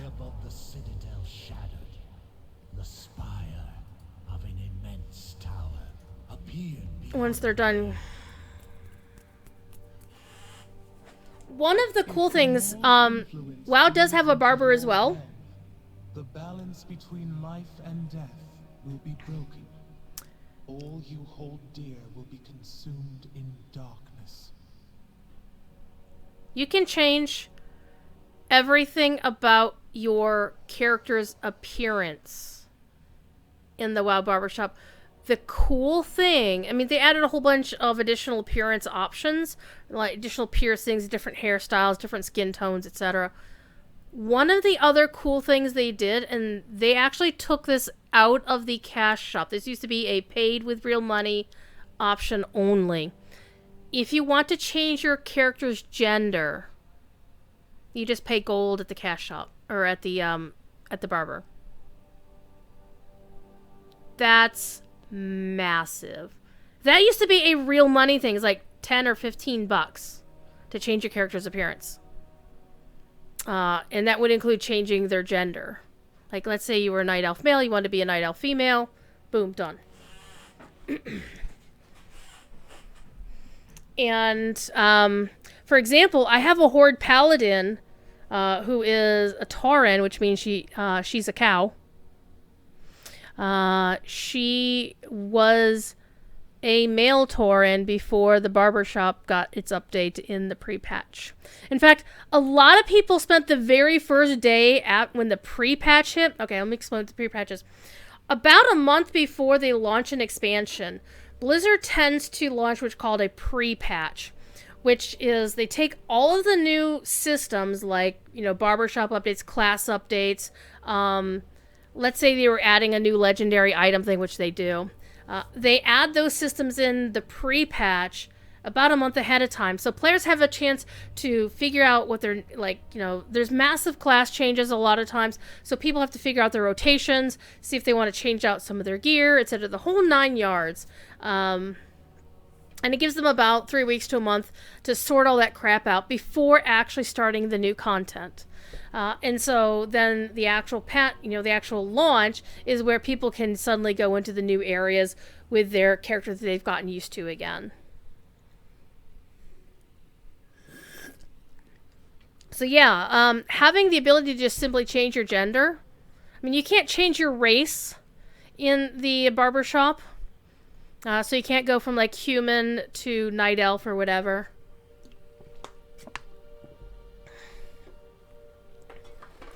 But yeah, a lot of people were like super excited about that, and well, they should be.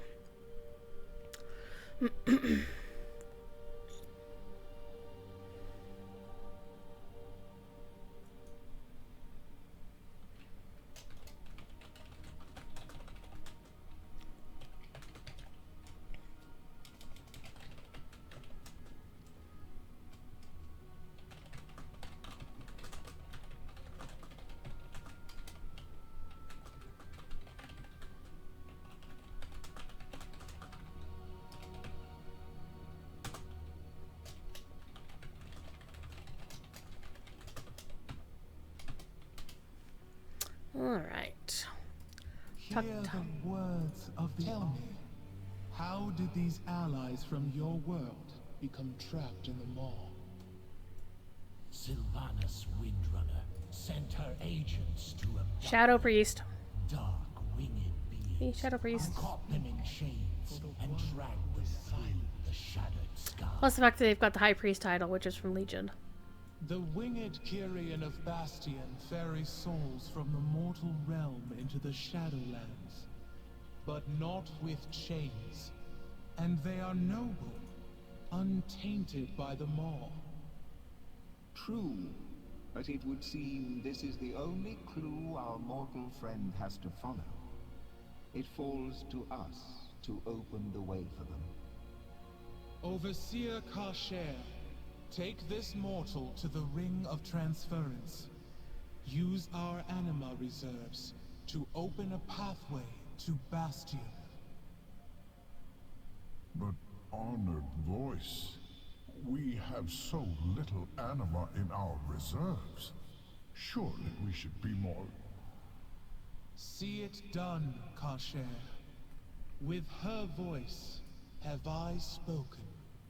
And there's no way to, like, make that go any faster, so now Kasher Welcome in Oribos. is going to walk very familiarly. Come, mortal. I will show you the way. Kasher, hurry the hell up, dude! Look at that. Look at that! I just run over here and wait for him.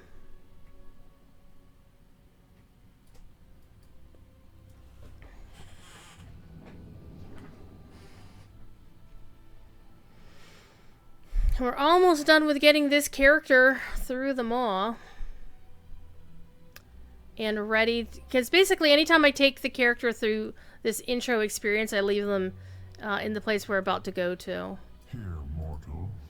This teleporter will convey you to the ring of I dinged! Level 51! Hi! Now I can actually start running a dungeon on Lobby.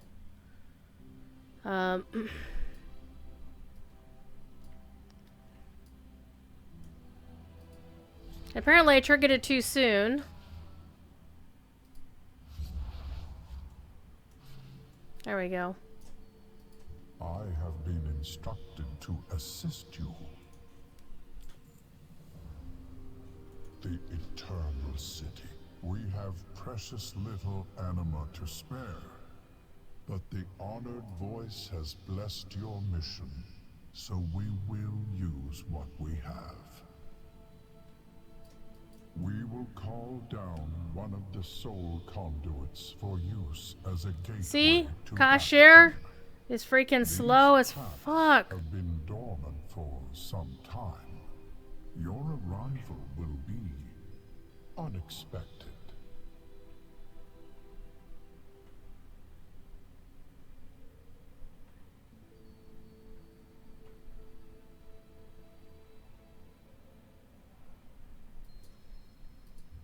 Always discover the flight path.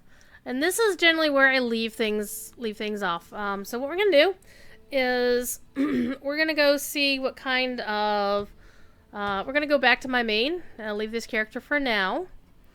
And something I've been meaning to do with my main is to acquire the materials to make a certain mount that as a jewel crafter my main can make, has the recipe for making, but needs the materials to actually make it. And I'm probably going to need to go buy something to make this happen. We're going to be Poe again. Alright, I'm going to switch mounts because this is... Oh wait, this mount can't fly. Let's ride this one instead. Why is my character, like, so far away? I don't think this is supposed to be that far out. Anyway, let's take a look at the thing. Why am I going here for... I keep forgetting. No, I want this. Okay, Panther. So, there are 5 Panthers that a Jewel Crafter can make. A Jade Panther, a Jeweled Onyx Panther, Ruby Panther, Sapphire, and Sunstone. And all 5 Panthers, then, you know, it's a Voltron thing. So, the way it works is, in order to craft a Jeweled Onyx Panther, you have to craft one each of the other 4. And not actually use the item, which I have done on this character. I have all these 4. And then what you do is you craft one of each. Right? And I have these, they're just in the guild bank, so I can't see them. And the hard part is getting the living steel, so I need 16 things of living steel. I also need 4 Orbs of Mystery. Now, Orbs of Mystery are 20,000 gold a piece. They are a little bit expensive. So I'm actually going to go to the guild bank. No, I can just go into this one down here. Guild bank. The guild bank is legitimately just my personal bank. This is a one-person guild, so I need gemstones.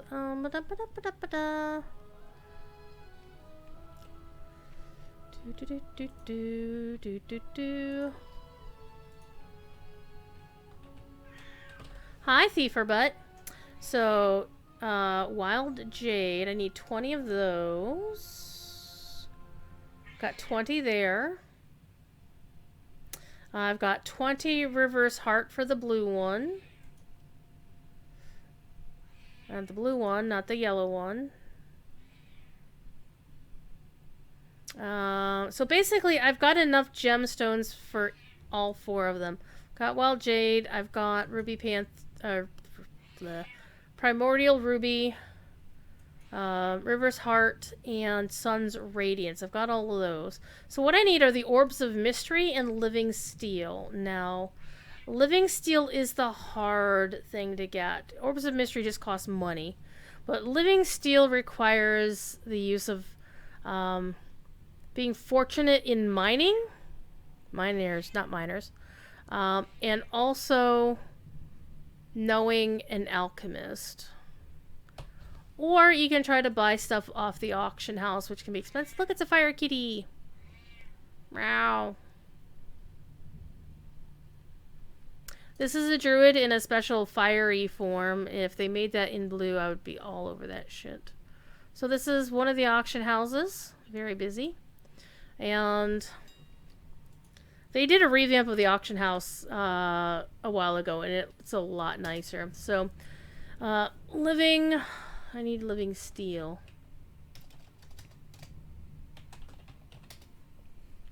Okay, so living steel, 14 are available at 3,000 gold apiece. And I need 16 of them.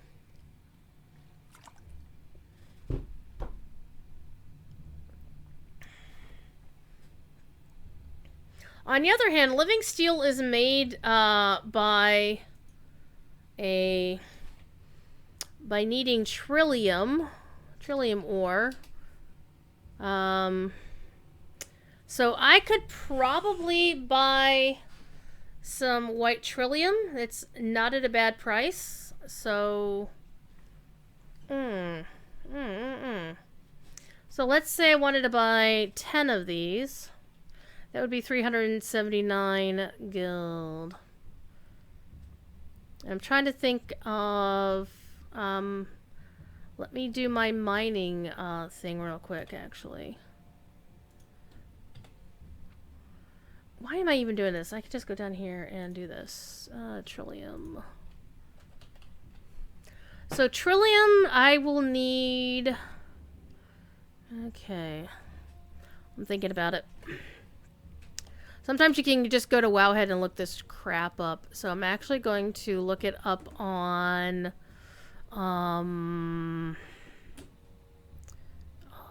Jeweled Onyx Panther. So I want to see exactly how much stuff is needed. Somebody has a design. Okay.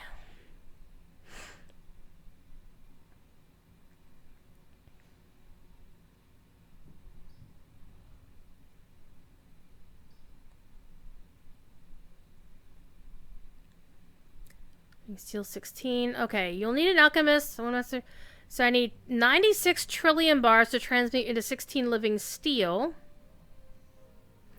Another is to get 48 trillium bars and 48 spirits of harmony. Okay, so I can also do a search of my stuff.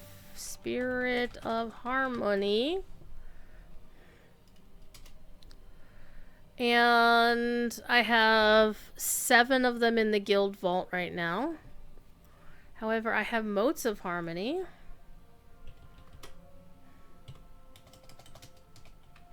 Yeah, learn how to spell druid.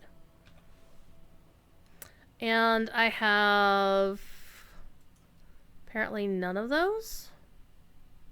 So 7. Okay. We could do... Let me see how much Trillium I have floating around here. So I've got 3 black Trillium ore, 3 white Trillium ore, so I can make 1 Trillium bar. Ugh.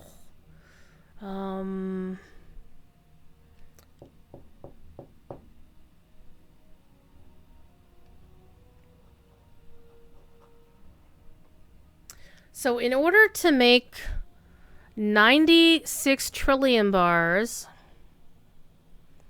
I'm going to need 182.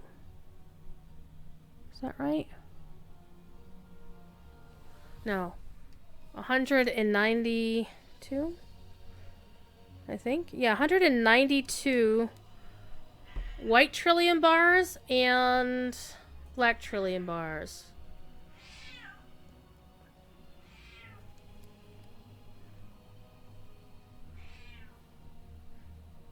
No, I need 192 white Trillium ore and black Trillium ore. Let's go back.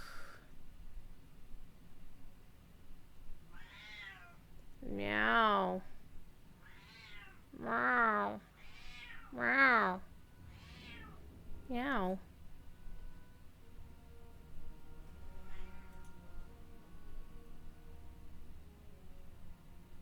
Yeah, because oh my god, I would need 2 of each. Hi! Hello, come back here. Oh, look what I've got. I've got a kitty. Again. Whoa.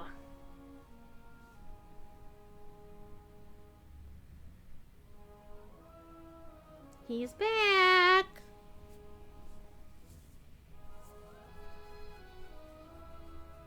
Now, you can also just buy,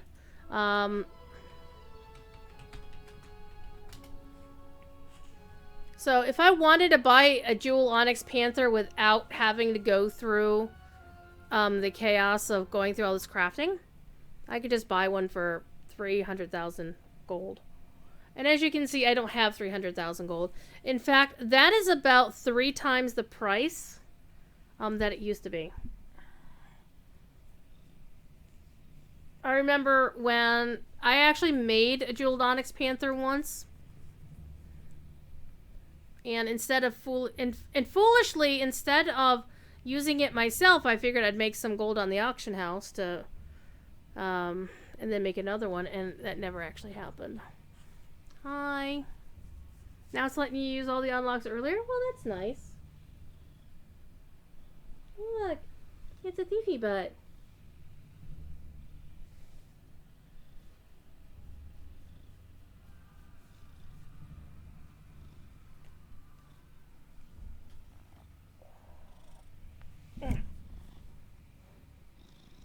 Time for toe beans.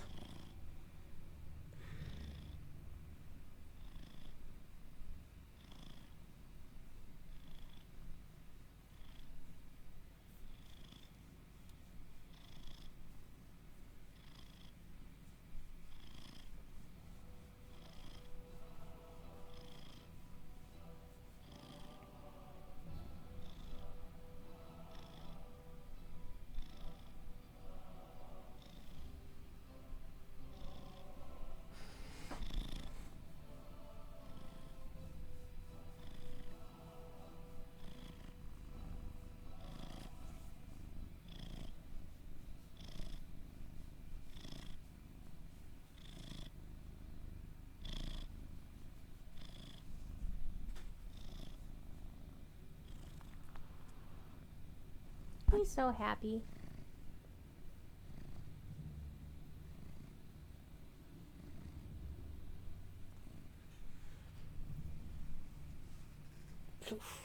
Okay, so I need a living steel. Now, again, I could just buy these off the auction house. They're very expensive. We will, however, go get our Orb of Mystery.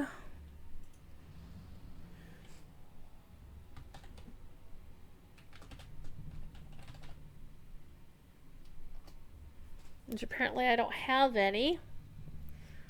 I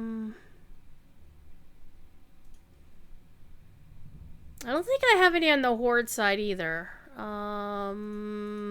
There's one really cool thing about this this add-on I use called Arc Inventory is it lets me do things like this. Switch character. These are all of my characters past in... I think I have them all. 1, 2, 3, 4, 5, 6, 7, 8, 9, 10, 11, 14, 15, 16, 17, 18, 19, 20, 21, 22, 23, yeah, 24. Okay, the cool thing is it also shows me stuff from my other servers if I want to. If I've opened up their bank on another server. So if I have done so, whoops, come here you. I can go look in the inventory of my main over on Doomhammer, which is really cool. She doesn't have it. However, what I can also do is toggle location, which means I can look at their auctions, their bank, currency, guild bank, heirloom, etc., etc., etc. So I can pull the bank of this character from Doomhammer. Actually, I'm pulling my own bank because I'm an idiot. But no, I just go up here to switch character. And again, go to Doomhammer. Stop it. Pick Phoenix.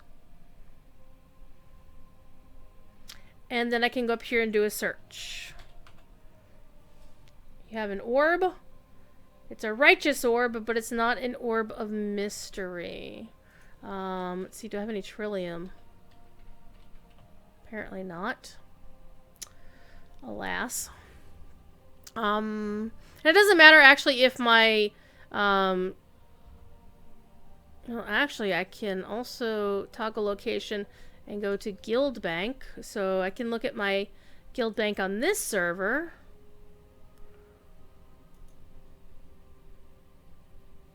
But apparently I can't pull the guild bank for the other server. That's unfortunate.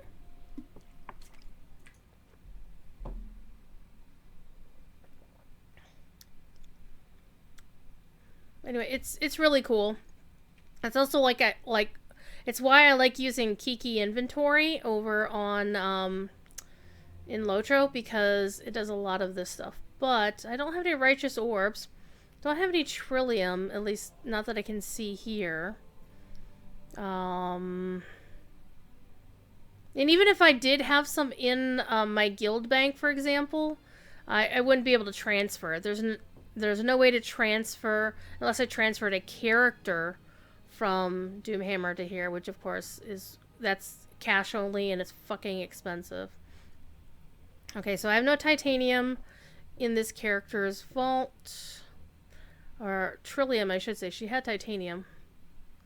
So the only other place to get Trillium is to go to a certain location in Pandaria and just fly around and mine shit. The problem is Trillium is a very rare spawn. So we're going to go to probably my favorite place to go mining. Let me actually go check Wowhead to see if it's updated.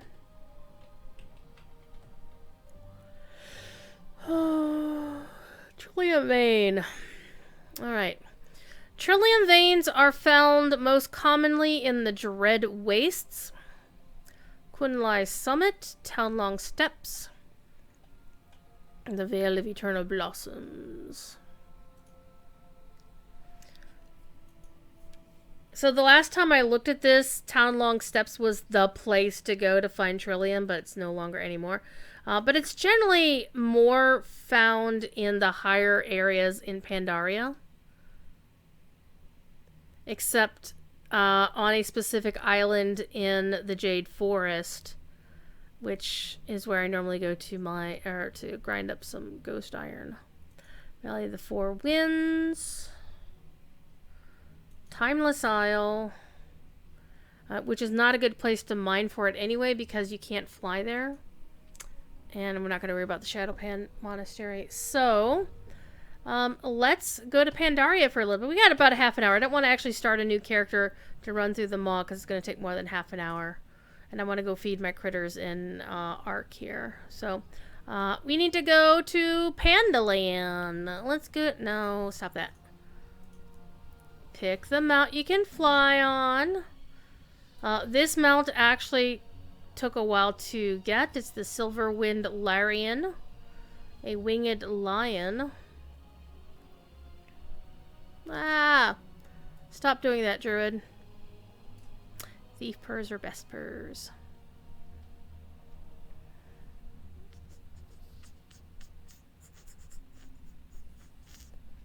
I could also show you the barber shop, but we passed it. So we're going to Pandaria, which is talking to these lovely pandas right here. Yes, you can play a panda in WoW. This was the 4th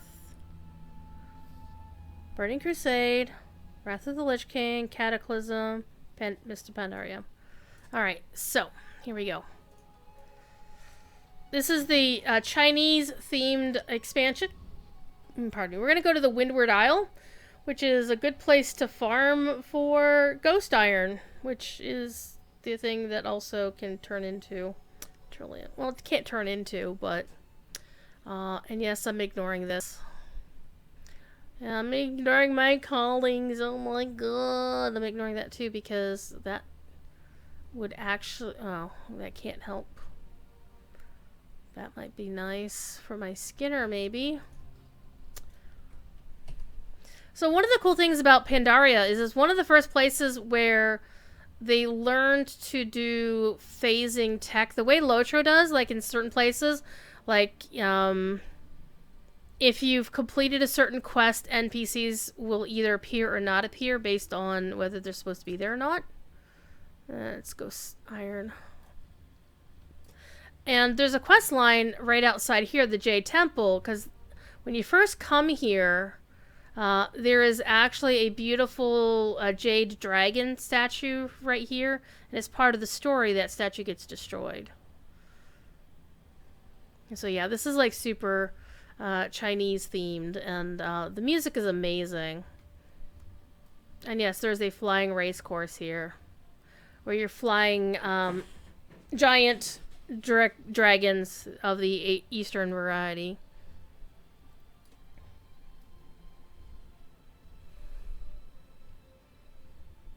I don't even know how they stay up. It's like, what's holding them up? The wind is not going to hold them in place, one would imagine.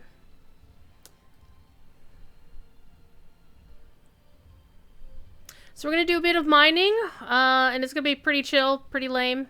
And the downside is this is a place that everybody knows where, that this is the place that you go to mine things. So we're going to see a lot of other players here, possibly.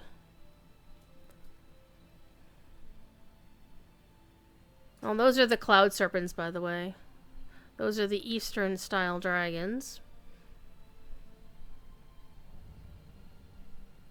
And unlike Lotro, basically, mobs will attack you even if you're way over level. Here we go. I forgot I can fly here. Ghost Iron. So, Ghost Iron I can't actually use, per se, but if I mine it, it may respawn into Trillium.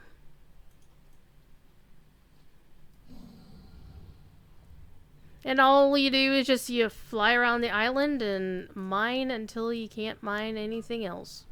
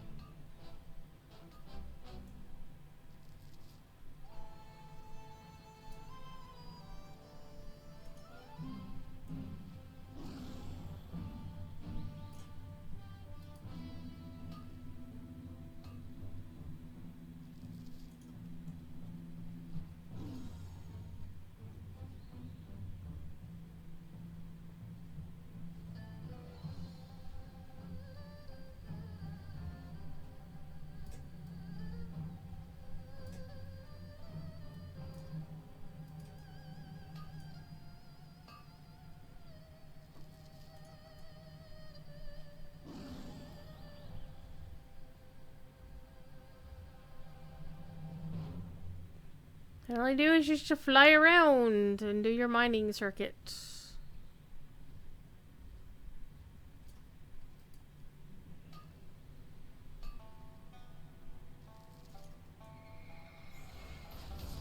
Riding my pony, my flying pony.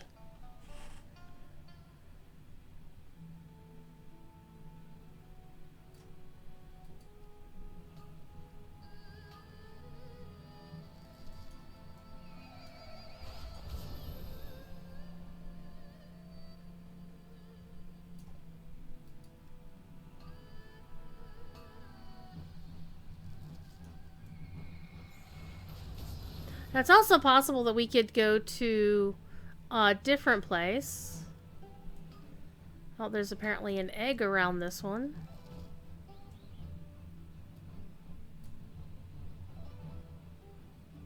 But that's completely at the other end of the island, so... The other end of the continent, in fact.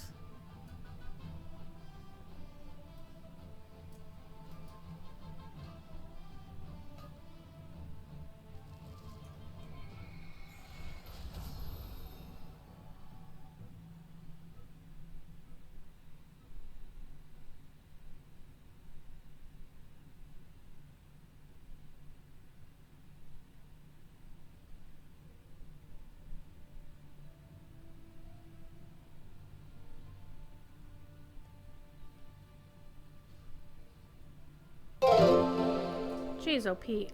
Scared the crap out of me.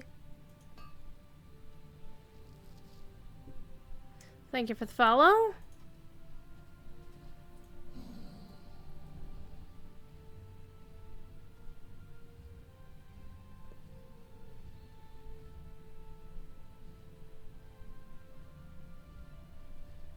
Unfortunately, the ore nodes do respawn pretty quickly. Unless there's multiple people farming at the same time. Then you gotta kind of fly around a bit.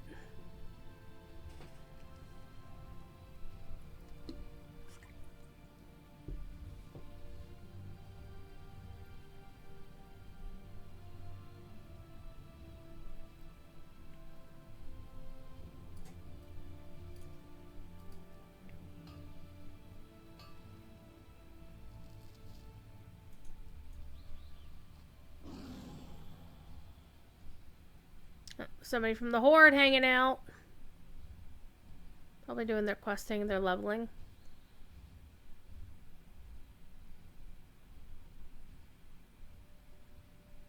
I'm just mainly keeping an eye on my mini-map, because that's where I'll see the little nodes.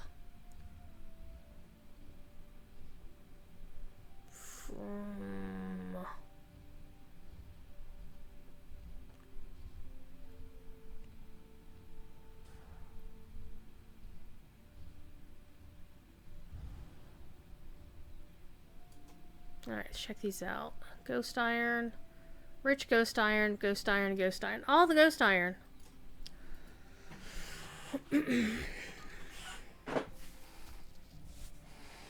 So far this has been a bust. I think what we're going to do is we are actually going to go to the place at the other end of the continent. Because I don't need Ghost Iron.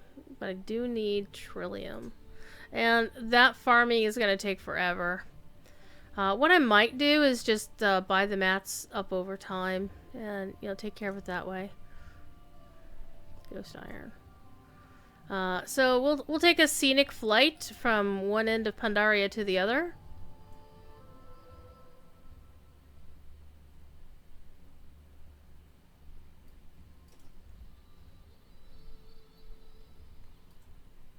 Because it really is, it's kind of like Rohan did in Lotro. Rohan was where the Standing Stone devs, like, well, then Turbine, really stepped up their game in terms of crafting landscapes and skyboxes and whatnot. And I think the Blizzard environmental team also learned a lot with previous expansions. But this is the one where you can tell they really just kicked it up a notch. I mean, just everything here is just absolutely gorgeous.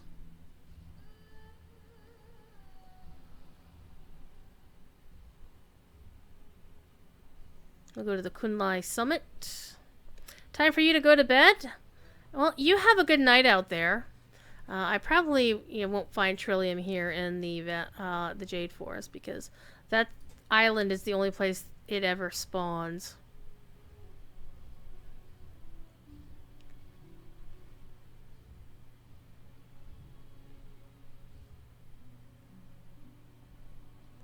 Just look how beautiful this landscape is, though.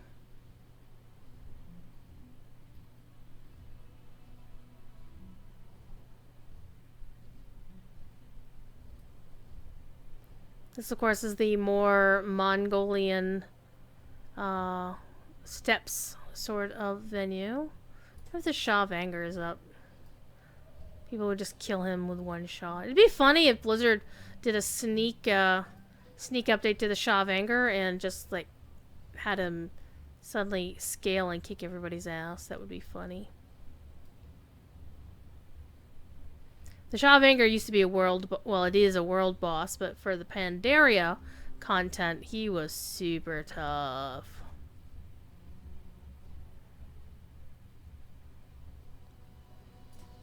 My wrath, yes. See, there he is. And somebody already killed him. Somebody was already here. Thank you, Hordy. If you'd waited like 5 seconds, I could have come in here and possibly helped out. I'm thinking these people were actually waiting for him, but now that I've got him targeted with this other add-on,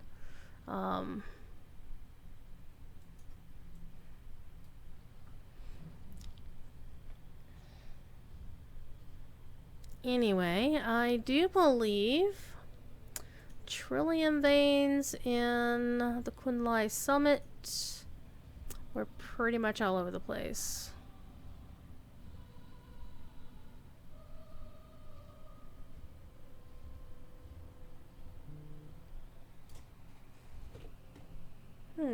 Sheep is live. That's actually the closest I've ever gotten to the Shah in a long time because people just camp him out. And they realize he's going to spawn at, whichever one next and whatever. Okay, so... where are we? We're about here. So anywhere in this valley, it should... we should be getting some ghost iron. Or Trillium spawning. Basically, where the metal nodes at, fam?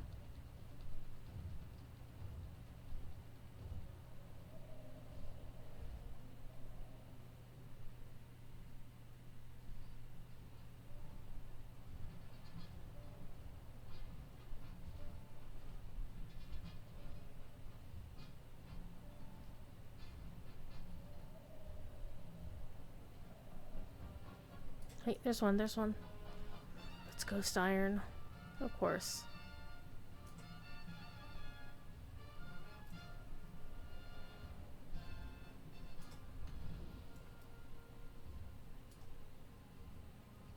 Both of them are.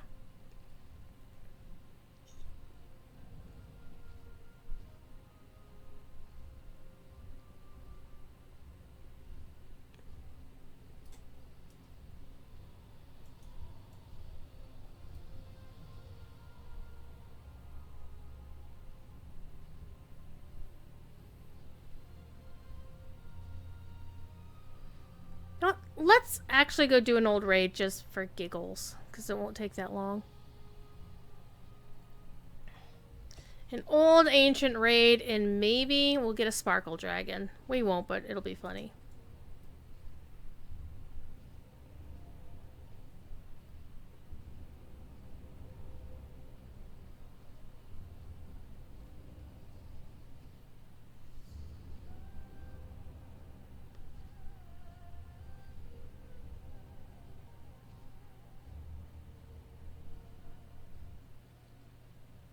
It doesn't actually matter which difficulty we do this on. It's all the same. The Mogushon Vaults. The ancient vaults of the Mogu, untouched by time for thousands of years. Who knows what secrets await? Well, I know. I've run through this a million times. Pandaren warriors have vanished into this tomb. Have your wits about you. The Mogu held considerable power over the stones of the earth. Their magic lingers on, even centuries later. If you do this on heroic, then there's 4 of these guys wandering around. And all 4 of these guardians are up.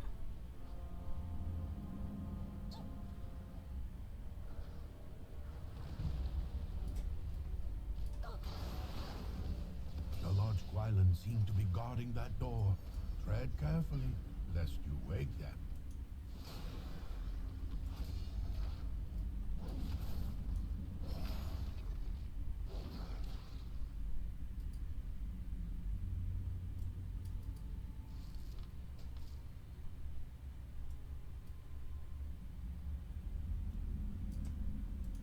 And you only have to kill one of these guys. Easy peasy. Easy peasy when... Was close. Not even close, man. Not even. The door mechanism seems to have activated with the demise of the Guardians. I fear what we may find within. Oh, don't worry about it.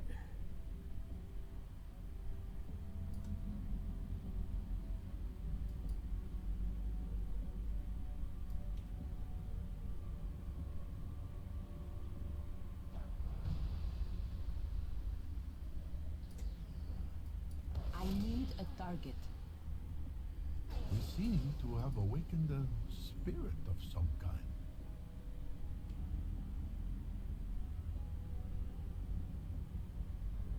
I would say if Killam were a character in World of Warcraft, Killam would be a panda.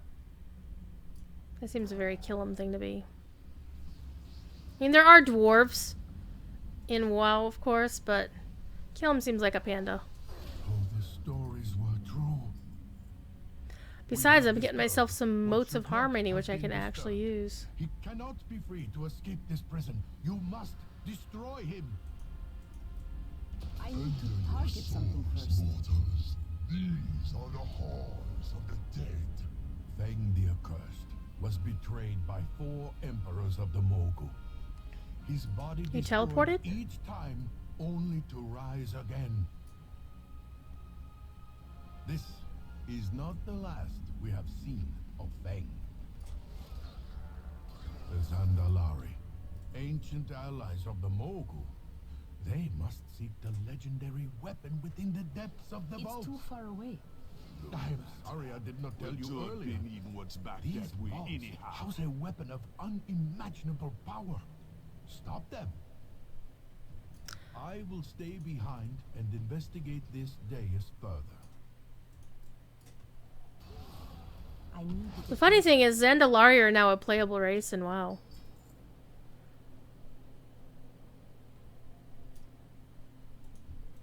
I'm out of range. These are a lot easier if you're on a ranged class. Just saying.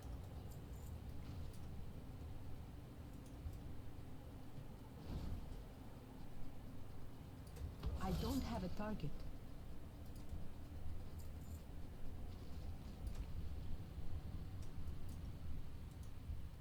It's too far away.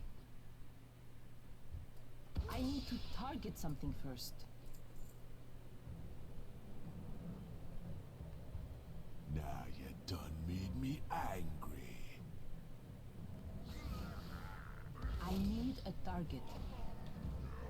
I don't have a target. Time to play, friends.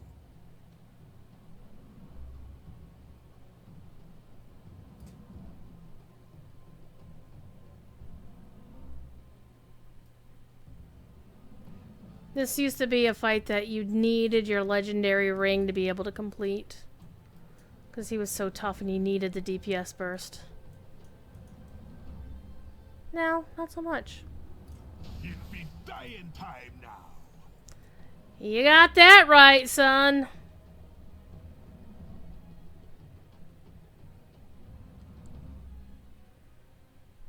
Bah! bested by the likes of you. What a shame for a Zandalari priest to do. But it ain't no thing. Take your trinkets. You'll be needing them. I be going now. Time to find a new home for me soul. Death be a doorway, and time a window. Welcomes you. Every good story needs a hero.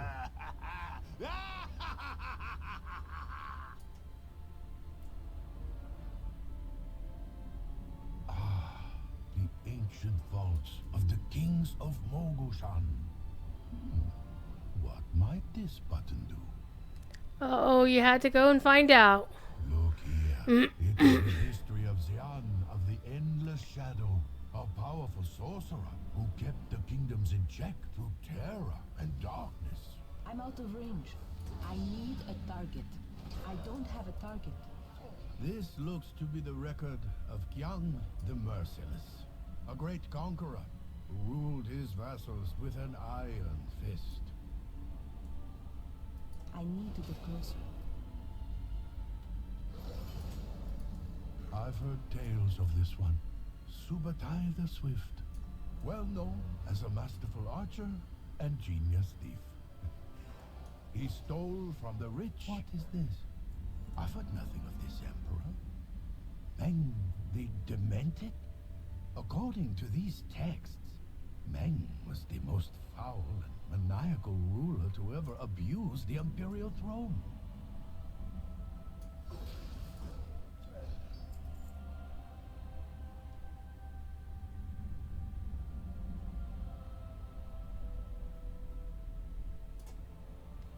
What notes of harmony do I have? 7.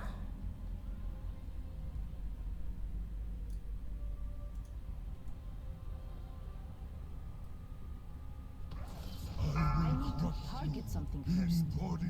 Your mistake. Soon enough. It's too far away. Soon. I need a target. Comes. You have angered the Emperor. I need to target something first. I don't want to die. A secret passage has opened beneath the platform. This way.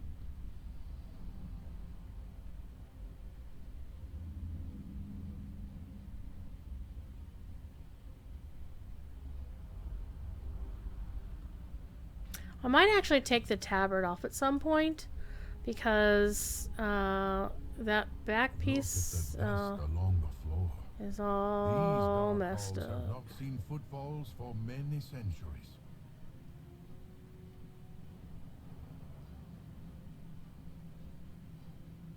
I might actually just, once we get done with this, go out and buy the Orbs of Mystery that we need because we're not too far from where they are.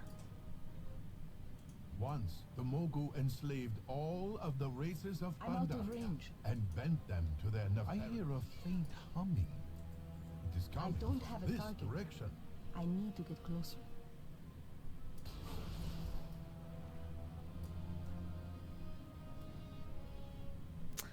And this is where you might get a sparkle dragon if you're lucky. If you're a hunter, you can come in here and tame the sparkle dragon now.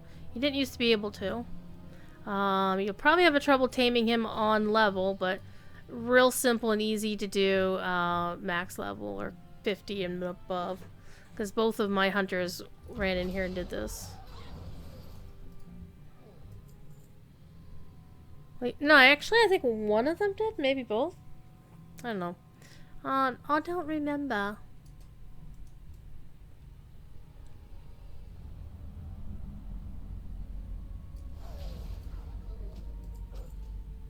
Got a shield? Neat.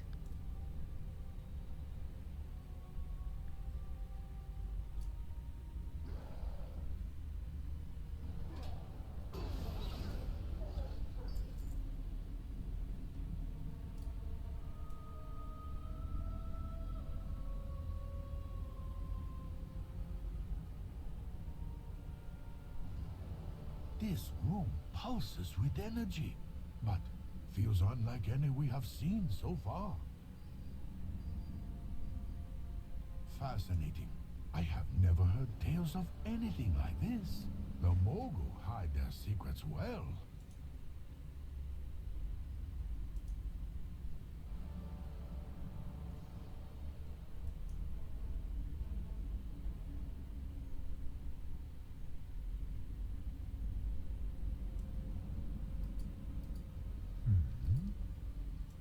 This seems to be a terminal controlling the device. Sparkle Dragon time.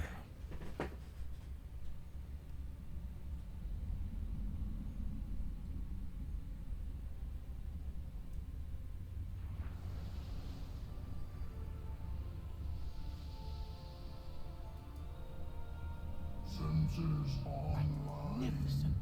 It talks. This seems beyond what we thought the Mogu were capable of. Identification matrix mismatch. Unknown entities. I need to target something first. Oh dear, this could get messy. I will. And so the big thing about this particular fight normally is you had to pay attention because the floor vanished periodically. So you always had to watch out because you might wind up falling. Alas, no Sparkle Dragon for me. Not this week anyway. Call to me. The discs. I must. I see everything clearly now. Do you now? Titans. It would seem the Mogu salvaged and repurposed ancient Titan technology to advance them. We must go. We are not done yet. Almost. Gotta go buy some Orbs of Mystery.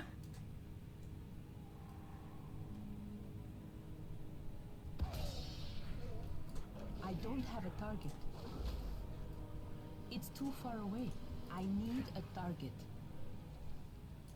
The usual stay in combat until you kill these non-aggressive dudes.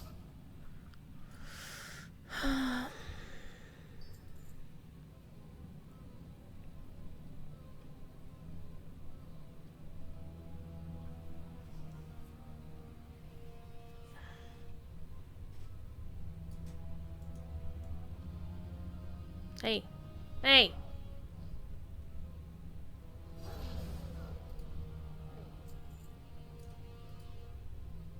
May the great grain guide your steps.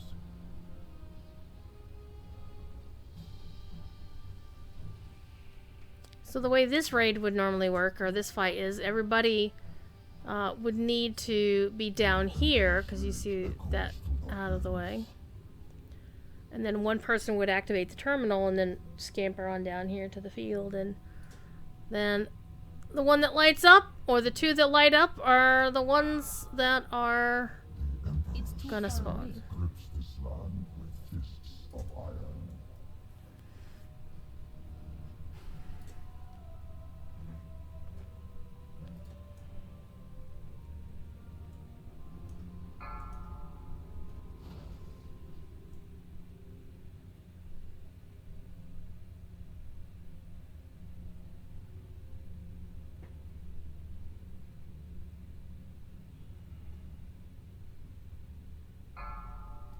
I need to target something first. La da da da da.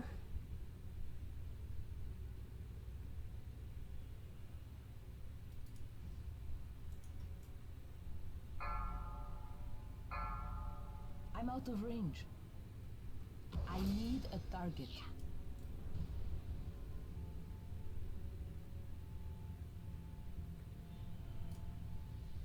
The endless honor will crush the Emperor's foes. I need to get closer. I don't have a target.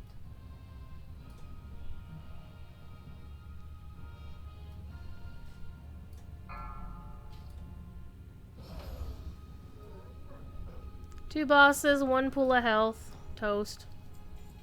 It is done then. Yet, how many of these machines are hidden beneath the earth? How much do we not know about about the dark secrets of the Mogu.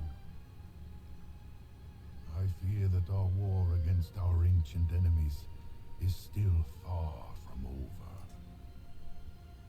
That's nice, Lore Walker Cho, aka the voice of Jim Cummings. I don't recall if there's a teleport out of here or not. I think those are the ways in. Like if you had gotten a certain way through, you could restart part way through. So actually, I don't think we're going to get to a quick way to port out. So I'm going to hearth out, which means I'll wind up in Elysian Hold. But I do want to go get those Orbs of Mystery while I'm thinking about it. I might just do a farming stream, honestly. Just wander around, shoot the breeze while we're farming and just hanging out. Be kind of like a fishing stream, only not. Alright, let's sell our stuff. Not talk to you, I want to sell stuff. I have many lucky dudes. Sell junk. Where are my items while I'm at it? And okay, so what do we got? New weapon. It is actually an well, it's not an upgrade.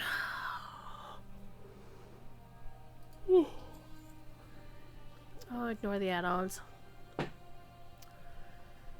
Already got those. Already got that. Already got that. Oh, that's current. I should hang on to that for an alt. Get rid of that. Get rid of that. Hi. Actually. 194, 194. So this is old news. Though I did like the equip effect on this. This was really nice. But this is also actually really better.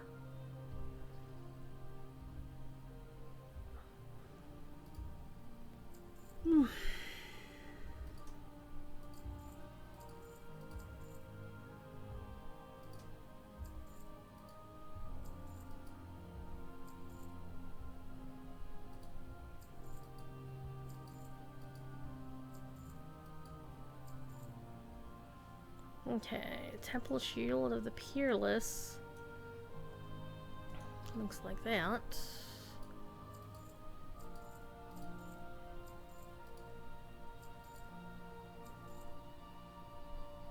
Everything else looks good?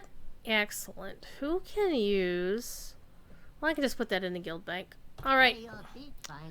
It's 11 o'clock, so it is time for me to scamper. So we're going to do the thing, and we're going to go see the old, going to do the new outro, which is basically the old outro, old music, coming back to return, and it'll feature somebody that you know if you ever watch Court of the Rings. So, you know the drill, be good. If you can't be good at it, and I will be back on Wednesday with the next episode of the Ocarina of Time series. We are going to go into Dodongo's Cavern. We're all set and prepped to go for that. Should be all kinds of fun. Be good, kill 'em. Be well. Say hi to TD. And all the other fun things. So I will see you hopefully on Wednesday. Alright, same bat time, same bat channel. Peace.